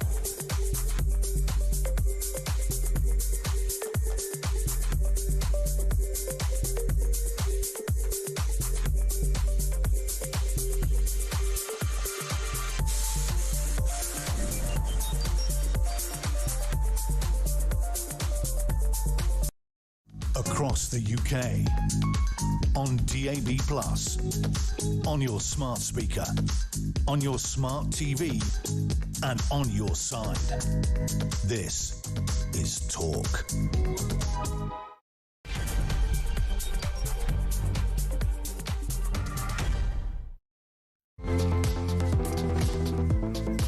Well, it's just coming up to 3 minutes past 3 in the afternoon.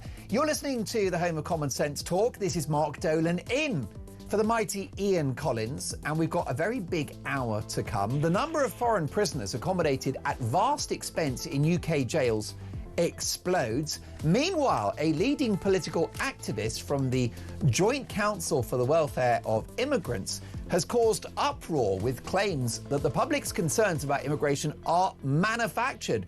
We'll get reaction. I'd love to hear your thoughts on that.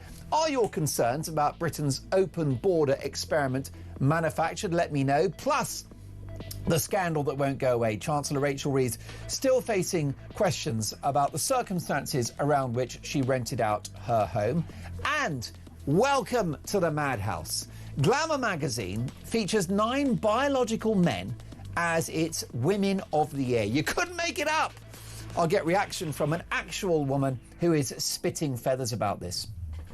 But my priority for the next hour, the full next 60 minutes, is to get your views on the national television and radio airways. And here is today's question. Is enough enough? Is it time to declare illegal immigration a national emergency? 0344 499 1000. The brilliant Faith is taking your calls. And you can text the word talk in your message to 87222. Give us a voice note. And as the saying goes, let's talk.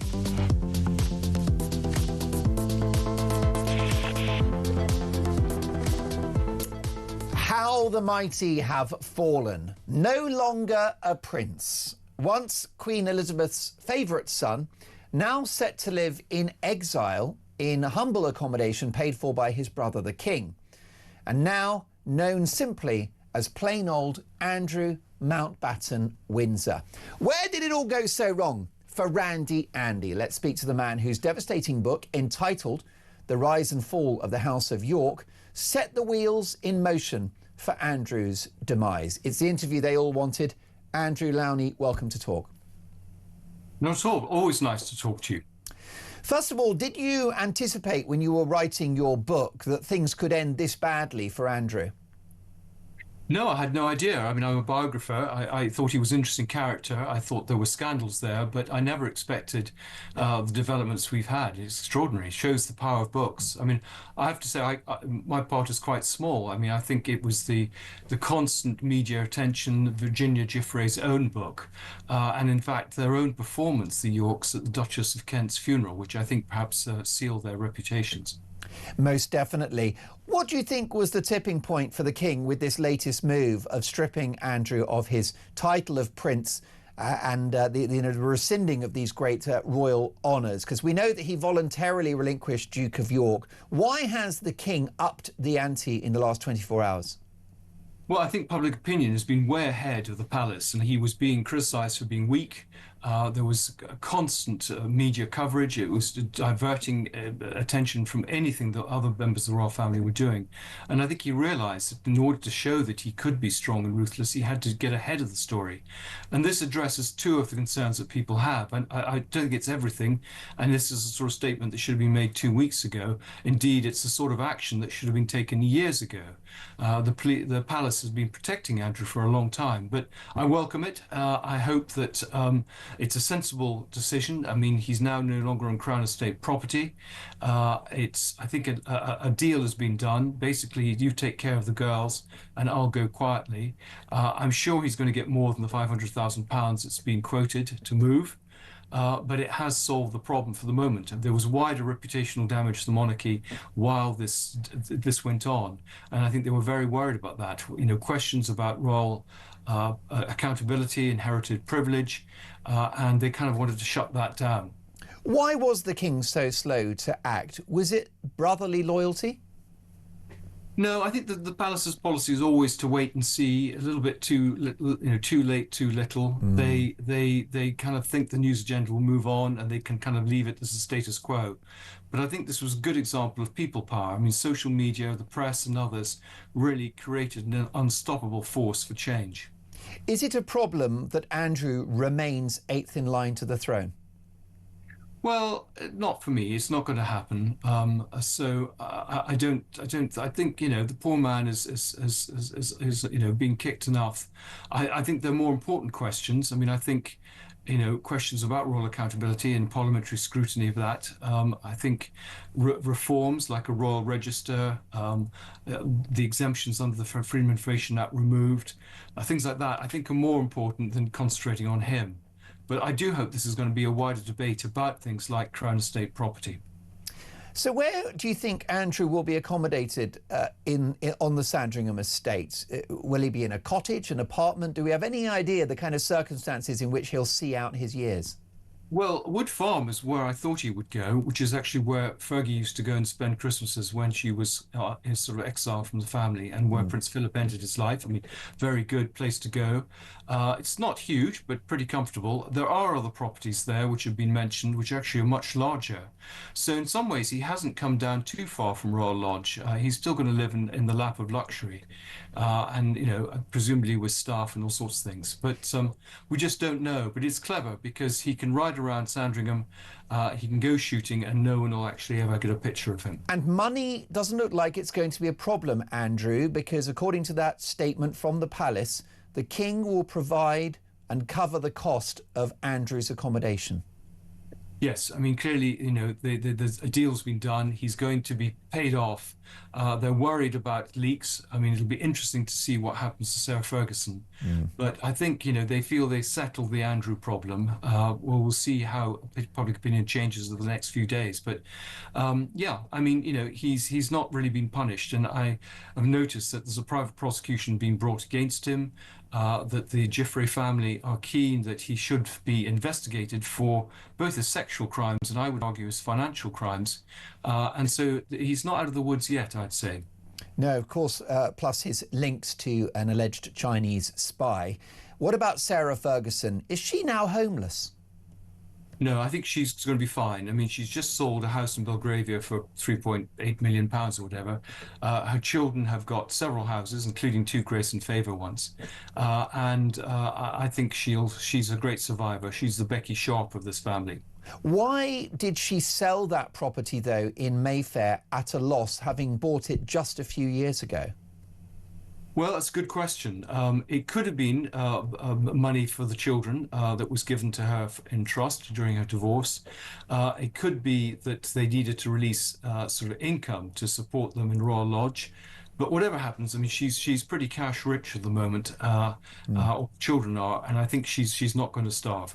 And it's, as you mentioned to me when you were in the studio just a week ago in an interview that went viral on YouTube, watched by over 1 million people, you said that actually money's not really a problem for Andrew anyway. He's made money in business and clearly now he won't be responsible for his accommodation. So it's unlikely that Andrew could do a Prince Harry and write a tell-all book.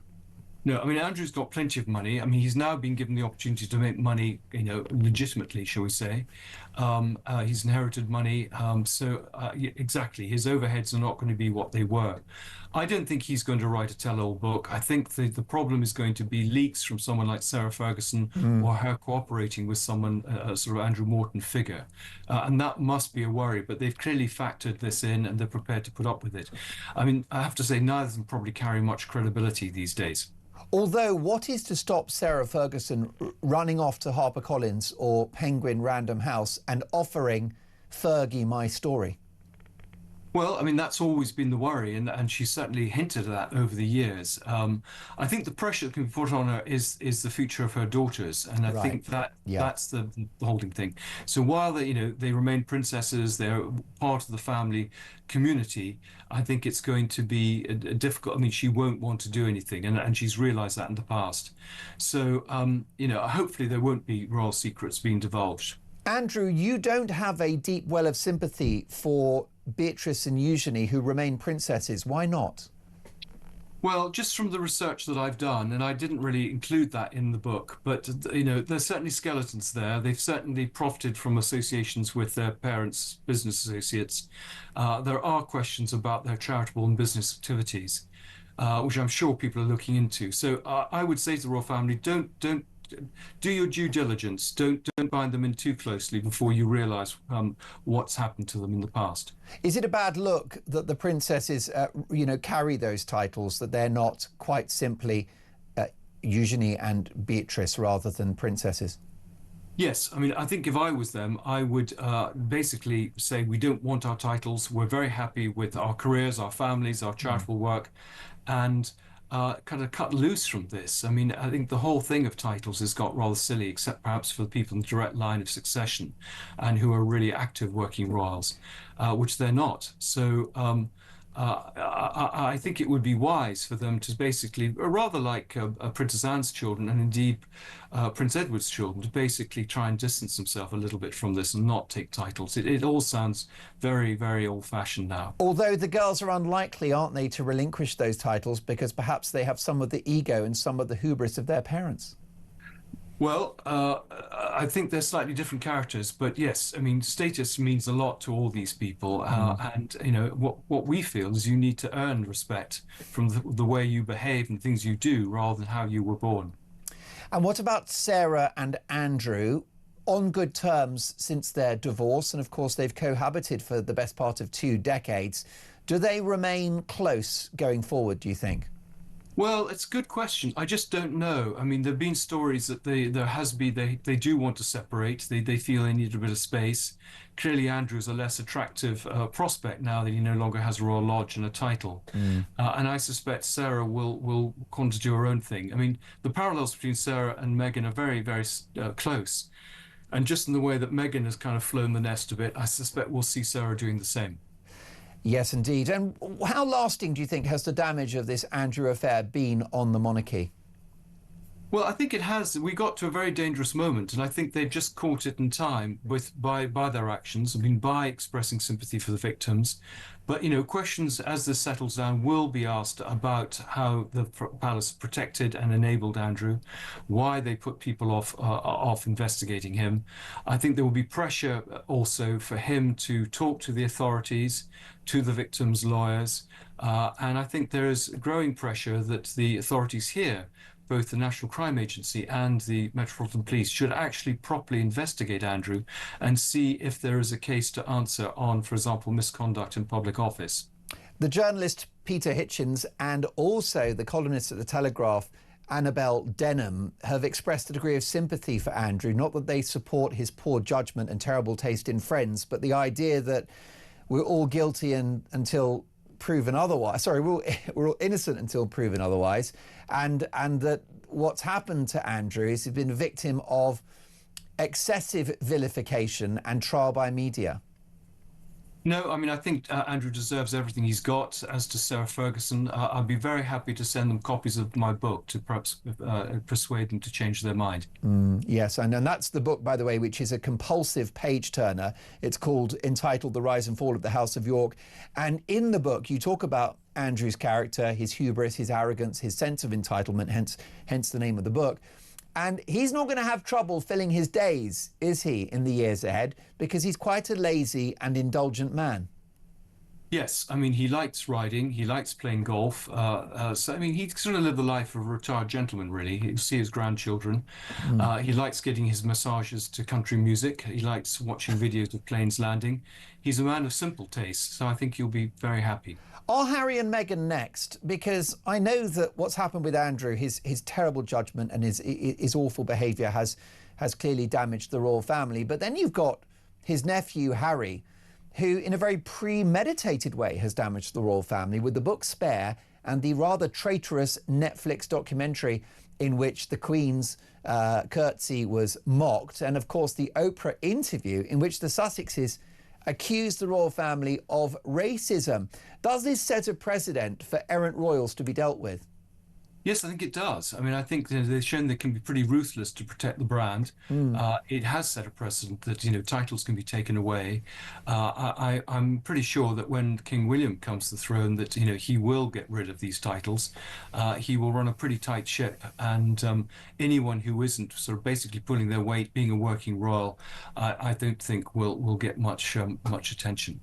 Well, listen, your book is now a historical document, actually, and it was certainly a factor that led to the downfall of Andrew, who, of course, we're going to have to get out of the habit of calling Prince Andrew, as he remains now just a regular commoner. Andrew, thank you very much for joining us. Andrew Lowney is the author of Entitled, The Rise and Fall of the House of York. I've got to say, it is an absolutely rip-snorting read. It's unput-downable.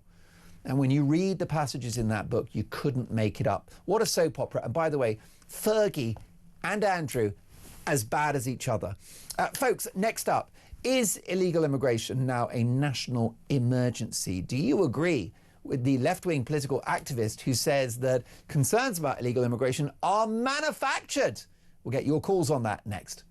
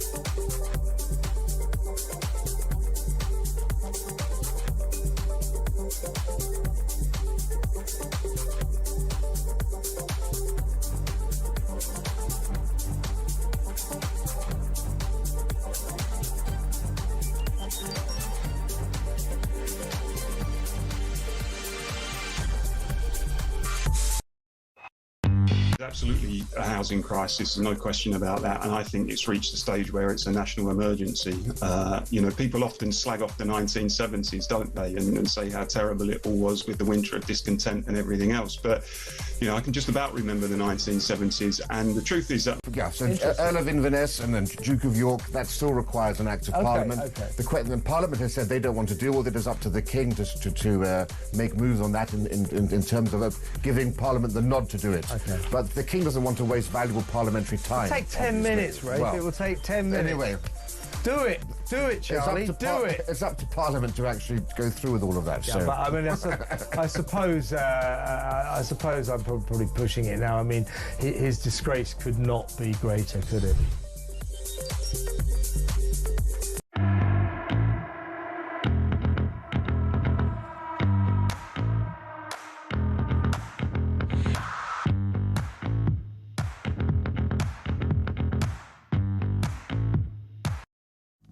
across the UK.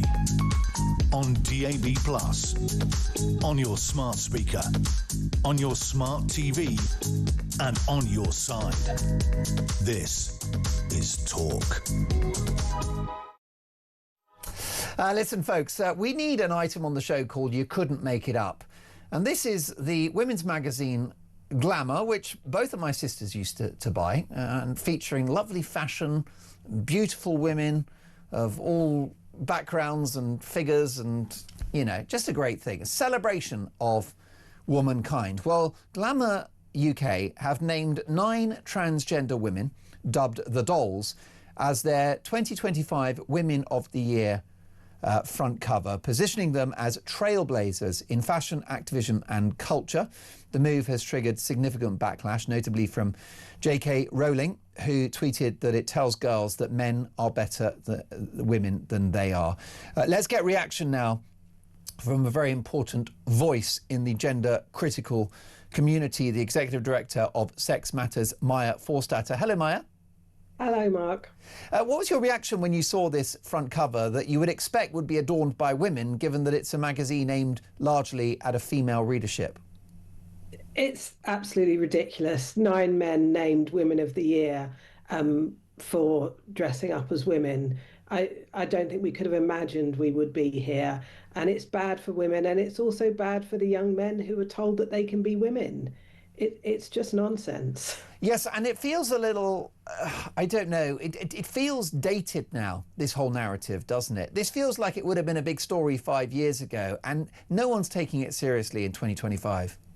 No, I mean, I think it's just that they're trying to compete for eyeballs and attention, and they think this might be something that would, you know, get their jaded business model to have some shock value. But it's not even shocking anymore. It's just boring. Men are not women. We all know that. How does it make a woman like yourself feel when you look at a magazine like that and you see biological males who identify as female on the front cover, or if you see a biological male smashing women's records in the swimming pool or at the Olympics? You know, what are the emotions that go through you when you see this? First, it's disconcerting, because you ask yourself, you know, is that a man or is it a woman? And quite often now in clothing catalogues, you know, online clothing stores, they will have men modelling women's clothing, and they don't say that they're men. And you know, they have much less body fat than women, and it's disconcerting, and it's also saying to women that men are better women, and that in any place where you expect it to be female only, whether that's sport, whether it's the gym changing room, whether it's a prize or program to support women and girls, that you can expect men to be there, and that if you say something, you're going to be in trouble and you're going to be the one who's cast out. It's a problem within the media, isn't it, who are essentially propagating this mythological idea that you can change your sex, that men are women and women are men, and if you don't think that, you're a bigot. The media propagating this, particularly you see that in news journalism with the reporting of cases of, for example, sex offenders, you know, a woman who exposes her penis in a park. This is a huge problem too, isn't it? It is. I mean, it just corrupts everything. It corrupts the justice system. It corrupts safeguarding, because any place where you need to know who's a man and who's a woman, you need to be able to use clear language. And obviously, when you're talking about sex crimes, that's a place where you need to be able to use clear language and say, that's a man, he, and not to pretend that a man is a woman. Now, I'm sure, Maya, that you've got no objection to somebody that's a biological male dressing in female apparel. It's a free country, wearing makeup. Some guys look terrific in a dress and in makeup. So some would argue, you know, why is that such a problem for a guy to wear a dress and have makeup and be on the front cover of a woman's magazine? Why is it a problem? It's that it says Women of the Year, basically. Right. You know, if it was 9 cross-dressers on the front cover of a cross-dressing magazine, fine. But this is a women's magazine. There are 9 better women. Yeah, I mean, it's hard to disagree with that. Where do you think this is going, Maya? What's the direction of travel when it comes to so-called trans ideology? Well, the Supreme Court in August decided that the law in the UK is clear. Men are male, women are female, and that is the only coherent way to protect women's rights. And now we're seeing a very slow move by government, by the establishment, by big employers to take that on board. And they're trying every kind of loophole and argument as to why they shouldn't. But the law is the law, and they are going to have to get in line with it. Maya, do you know where society is at when it comes to this idea of trans ideology, the idea that if you don't accept that men or women, that you're a bad person? Do we have percentages of where public opinion is on this one? The direction of public opinion across all age groups, both sexes, is that support for sort of trans rights put in any kind of way in terms of sport, in terms of changing rooms and so on, is going down. When you talk to people, and we've done focus groups with older people and younger people, most people are accepting. Like you say, people should be able to wear what they want, call themselves what they want, live as they choose. And people are tolerant and accepting. But when you ask them about specific situations where women's rights and the desires of trans-identified men come into conflict, such as sport, such as prisons, women's refuges, changing rooms, showers, they say, oh no, not there. And then when you ask them about children and whether children should be told that they can be born in the wrong body and put on puberty blockers and potentially sterilised for life because of this ideology, they say they're too young and that shouldn't happen. So although people generally are happy for adults to live their life as they choose, they have a very firm grasp on reality. Most definitely. I mean, if you were wearing a Savile Row suit and a tie, good luck to you, it's no problem. Maybe I could wear a frock. It might be quite good for the ratings here on Talk. Anything goes, it's a free country. But the issue is, as you've mentioned, it's where it encroaches on the hard-won sex-based rights of one particular gender, and it seems to particularly be affecting women in this regard. Where do you stand on the pronouns? Do you think it's a courtesy to call somebody that's a biological male she as a form of politeness or respect, let's say in a social setting?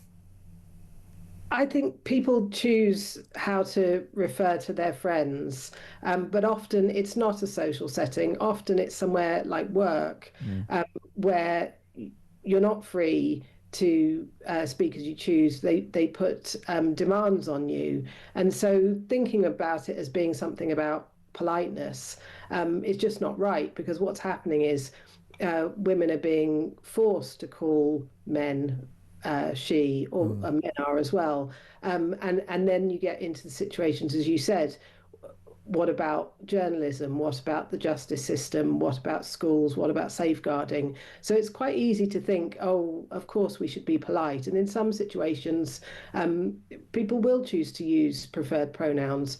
But if it becomes a norm that everybody has to, then you're not able to speak clearly about the two sexes. Maya, I'm honoured to have you on the show because you famously lost your job after tweeting that biological sex is real and immutable, which, by the way, is provably true. Views later upheld as worthy of respect in a democratic society by a UK employment tribunal in 2021. Your victory was a landmark, wasn't it, for gender-critical feminism? It's a great achievement. It's a great legacy that you have. What kind of price have you paid personally for your position?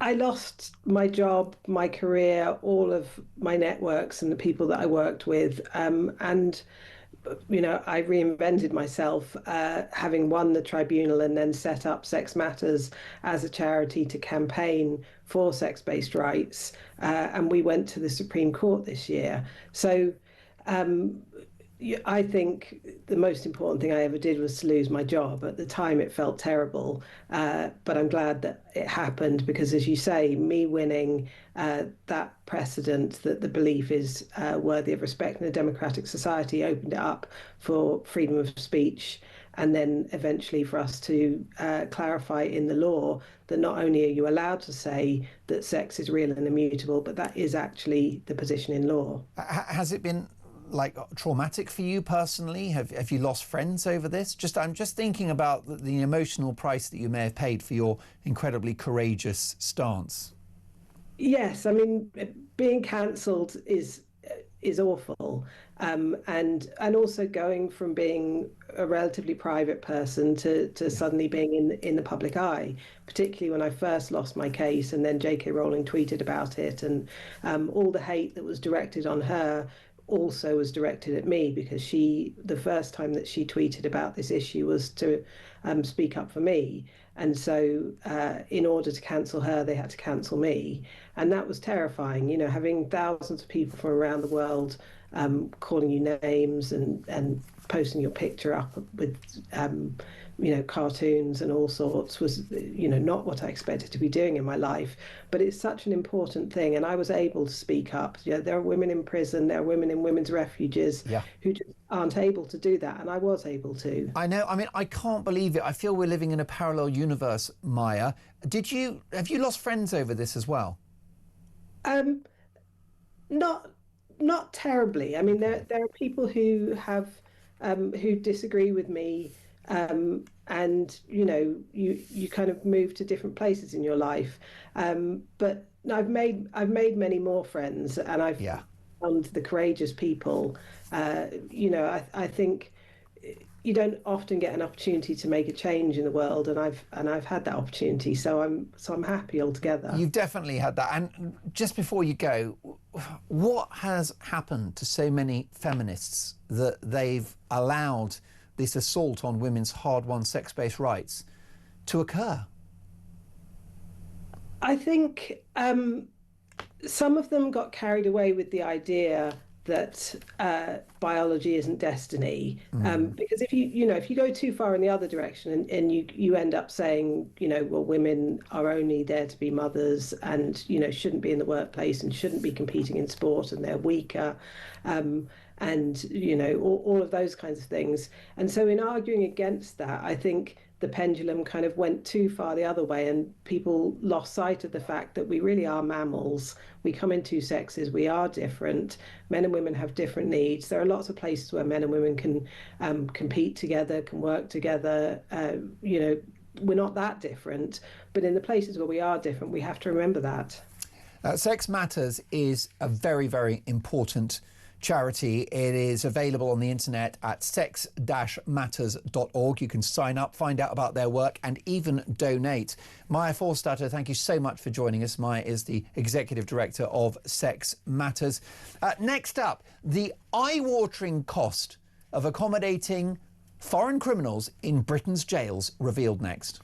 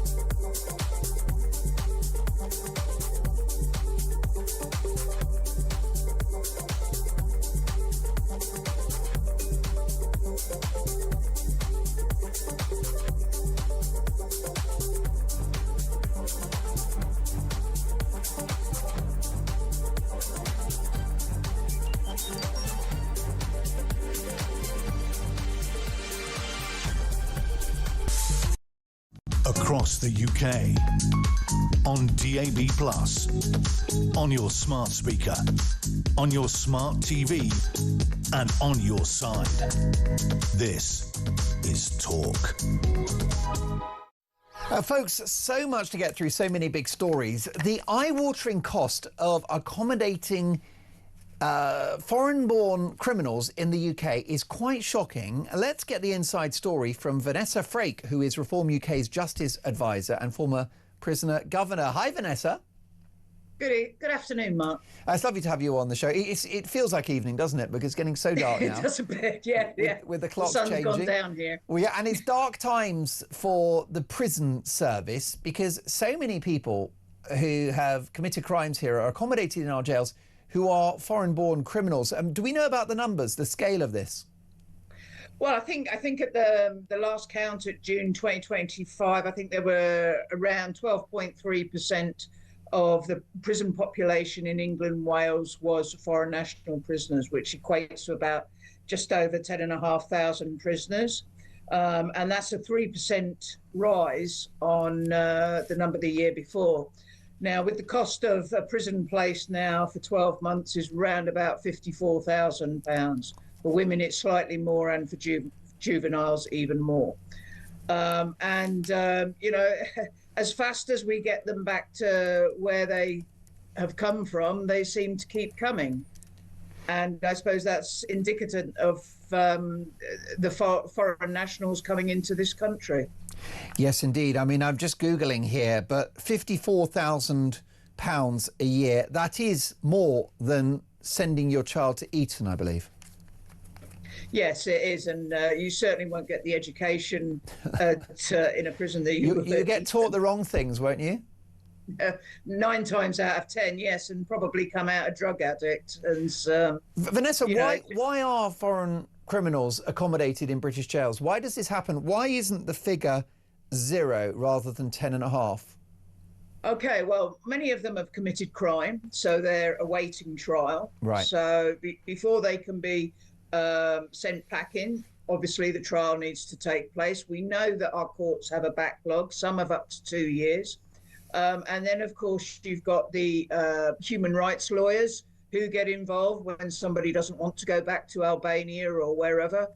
And that is a long, drawn-out process. And, of course, we've got the dear old ECHR, which also adds insult to the taxpayers of this country. If Reform were to win the next election, which the pollsters are suggesting they might, how long would it take you to get those numbers down from 10,500, and where might be a good place to land by the end of the next Parliament in terms of the number of foreign criminals accommodated in British prisons? Well, look, I think that Nigel's been quite clear that he is going to secure our borders and stop the boats. And I think by doing that, automatically we'll have less foreign criminals coming into this country. We have no idea who these people are.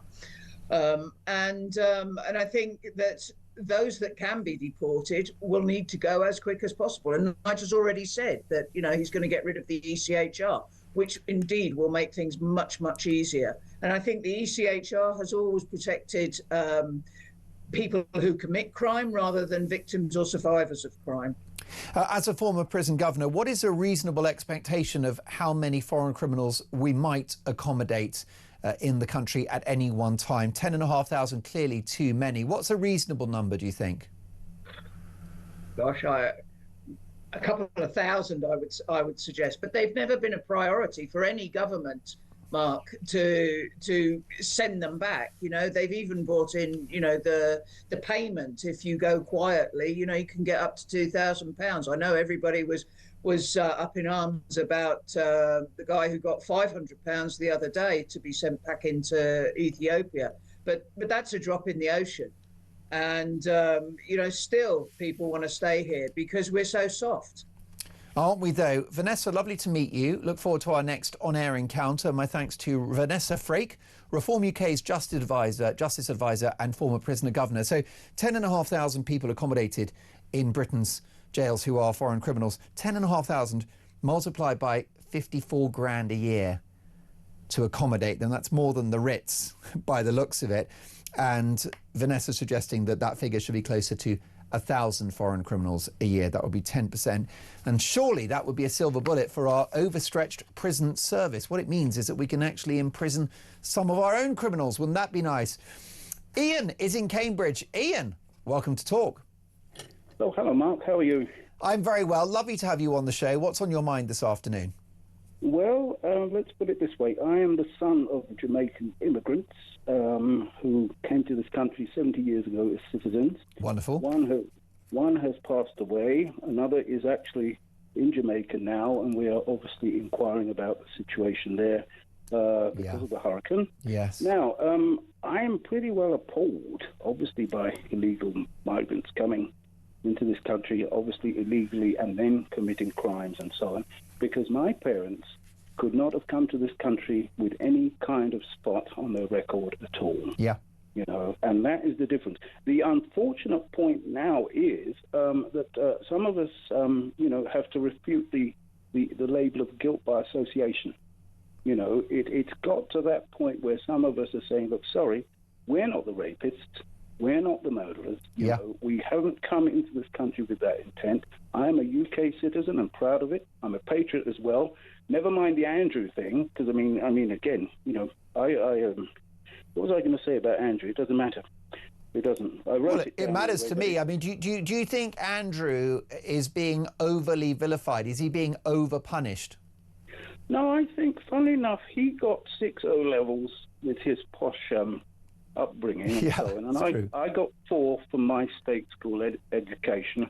And in all honesty, I think I got the better of the deal. But anyway, that's by the way. You know. Well, your education worked because you're making a lot of sense, Ian.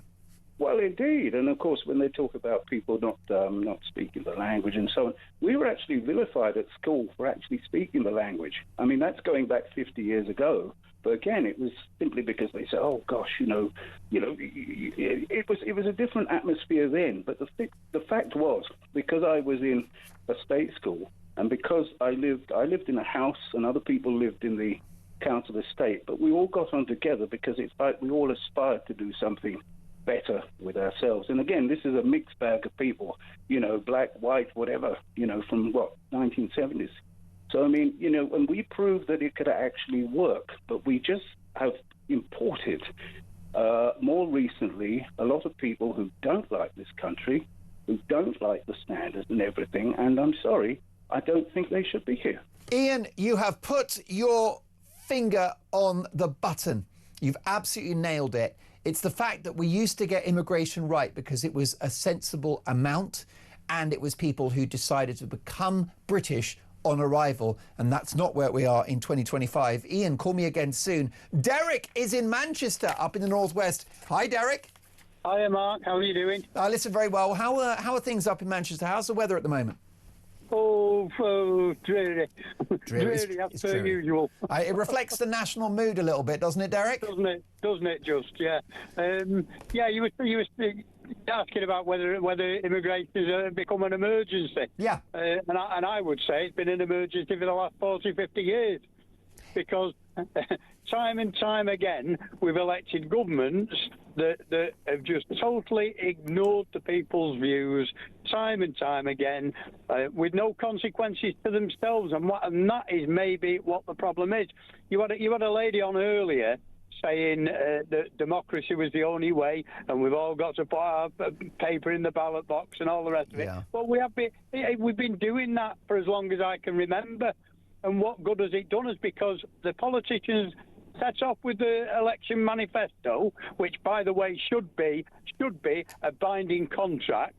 But they set off with their election manifesto telling you what they will do. We'll cut immigration down to the thousands and all the rest of it. And then the moment they get in, they go completely U-turn on what they've said they were going to do, and there's no consequences for it. We can't hold them to account. And until we can hold politicians to account and actually put them on trial for not doing what they said they were going to do, or for going back on what they promised, then there's not there's no point in democracy. It just doesn't work. It doesn't work, and we saw that with Brexit, which was about controlling our borders. How did that work out, Derek? We're still not out properly yet. Derek, can we fix this? Only with a radical sort of government. And I know you'll ask about Farage. Farage, the only reason he got into politics, and he'll admit that years ago, was to, as he put it, to smash the British National Party when they were up and coming. So, you know, I mean, whether that was a good reason to get into politics or not, I really don't know. You sound unsure. You sound unsure about reform. I think he's more establishment than people are giving him credit for. If that's true, then what hope is there for the country, Derek? Well, exactly. Yikes! Little or none, but you know what we better do, Derek? We better go and have a pint or something and just forget. Well, I think at the end of the day, I think the people will sort this out themselves eventually, because you know, if they cheated, and that's what I'll say it is, cheated. If they cheated much more than they have been so far, you know, I just think tempers are going to play. I totally agree. Really that's been a big theme of the show, Derek. Someone else mentioned civil war and unrest, and you know what? The authorities. You're wasting your time with it. Yeah, I tell you, Derek, it's a worrying message, isn't it? I really enjoyed your call as well. Do call me again soon, Derek in Manchester there, who said immigration has been a problem for decades. I've really enjoyed your company today. Thank you to Ian for letting me sit in for him. And don't forget, I'm back for Talk Breakfast this weekend, Saturday and Sunday, 6 a.m. till 10 a.m. tomorrow and Sunday for all of our great treats, including Dolan's Dispatch and much besides. Next up, how do you solve a problem like Andrew? What is the former Prince Andrew going to do next? I'll be asking one of the country's leading royal experts.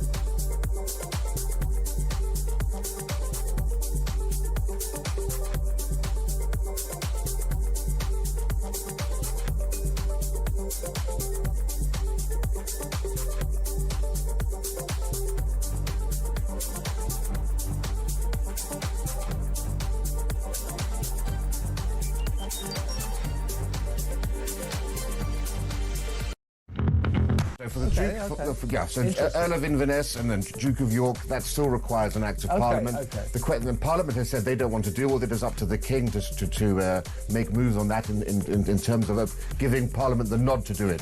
But the King doesn't want to waste valuable parliamentary time. It'll take 10 minutes, Ray. Well, it will take 10 minutes. Anyway, Do it, Charlie. Do it. It's up to Parliament to actually go through with all of that. Yeah, so. but I mean, I suppose I'm probably pushing it now. I mean, his disgrace could not be greater, could it?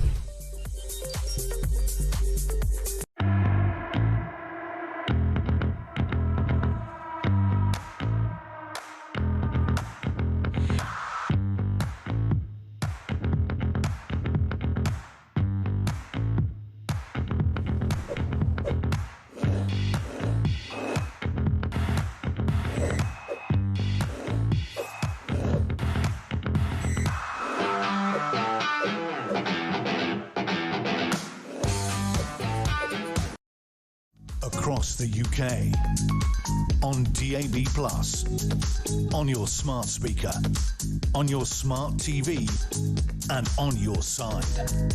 This is Talk. He's no longer Prince Andrew, but has the problem gone away? Let's get the views of a very old friend of mine, now one of the world's leading royal commentators. Do subscribe to her excellent YouTube channel, Kinsey Schofield and Kinsey Unfiltered. Kinsey Schofield, welcome to the studio. Thank you for having me. Lovely to see you. First of all, just your reaction to the news in the last 24 hours that Andrew is no longer a prince. Well, I think that the royal family said enough of the distractions. The headlines were getting increasingly worse, and, you know, a king with cancer travels to the Vatican and meets Pope Leo and prays with the Pope for the first time in 500 years. You want that to be front page news, and the king's knocked off the front page because of this, you know, old scandal. And then we've got Prince William on a plane to Rio for the Earthshot Awards. This is so important to William. He wants it to be his legacy. And today, you and I are talking about Prince Andrew. So I think that they realized that they had to cut out the tumor and that they had to shut this down, and in a pretty aggressive way, because potentially there's more content out there that could be even more embarrassing. So if they can distance themselves now and get him out of sight and out of mind, then perhaps they can get a step ahead. And one has the impression that William might have taken a more robust stance against his uncle than his father has. Well, he's not going to have the emotional connection that King Charles has. King Charles, I also have always wondered if the Queen had a private word with King Charles and said, I want you to take care of your brother, which would be understandable. And, you know, he truly inherited this situation from the Queen's team. I wish the Queen's team would have been more aggressive, but we understand that she was ill towards the end of her life. And just she lost her husband. Then we lose Prince Philip, we lose Queen Elizabeth, then Fergie gets cancer, then the King and Catherine are sick. We have to show a little bit of empathy here and acknowledge that the King has dealt personally and physically. He's had hellish, the last few years have been absolutely hellish between grief and health, and I think that this probably kept him up a lot over the last few weeks, but I believe ultimately he made the right decision. Is there any sympathy whatsoever for Andrew, who has been found guilty of no crimes? No, and I'll tell you why. I thought it was so important and powerful that the King's statement acknowledged victims of sex crimes. Because that is one of the biggest complaints we hear from critics of Prince Andrew. Just acknowledge their pain, you know, you could say, I never touched her, but I'm sorry she had this experience with Jeffrey Epstein, and I believe her. I mean, anything like, I believe that you had a negative experience with Jeffrey Epstein, I'm sorry. I don't know this woman, but I'm sorry for everything she experienced. It would have changed a lot of our opinions about him if he just acknowledged that someone was hurting. And I thought that the statement by the King almost alludes to the fact that it doesn't matter. They're siding with the victims here, and with all of the work that Queen Camilla has done over the last few years, it legitimizes that. Most definitely. Do you think that Charles will be able to move on from this and not allow his tenure as king, his reign, to be tainted by this scandal? Ooh, I mean, there's so much that King Charles has had to dodge over the last few years. Racism allegations, you know, Harry and Meghan lobbing those from the United States, and now this. he's desperate to end the war in Ukraine. You are seeing him making movements. Ultimately, I think even with Pope Leo, I think ultimately he wants his reign or his legacy to be peace and unity. But he has, challenges along the way, and unfortunately, they're his DNA. Because the king has reportedly leaned on the President of the United States, Donald Trump, to look upon the cause of Ukraine more favourably. He has, and by all accounts, Trump walked away and had a completely different view on the war in Ukraine, and has even started speaking differently about it. So pretty remarkable. What about Harry and Meghan? Are they next? I think so. I think you should watch this space. Continue to watch this space, because the king has shown us within the last 24 hours how easy it can be, and we did not think it could be this easy. Yes, indeed, and not with an Act of Parliament, because the Correct. assumption, Peter Cardwell, is an Act of Parliament would be required, a letters patent, but it's all being done through the Lord Chancellor's office, and therefore you don't have the spectre of parliamentary time debating who should be king, who should be prince and who shouldn't. That's right, and the palace has been very clear that they don't want parliamentary time to be used. Earlier this week, the Liberal Democrats actually at the weekend said they wanted a parliamentary debate on this, even for a non-binding vote. But what Charles has done, I think, is actually pulled the rug from under Andrew and indeed the parliamentary establishment as well. So it's now David Lammy, the Lord Chancellor, who's going to have an important role in this, but it won't be taking up nearly as much of parliamentarians' time as we thought it would. Kinsey Schofield is the host of Kinsey Unfiltered, which is one of the #1 royal YouTube channels. It's sensational stuff. And Kinsey, I'm delighted to say, although you're flying back to the United States tomorrow, you're going to stop in at this studio one more time for Talk Breakfast. That's right. And yours truly, who's in the host's chair. Mark Dolan made me. Mark Dolan is the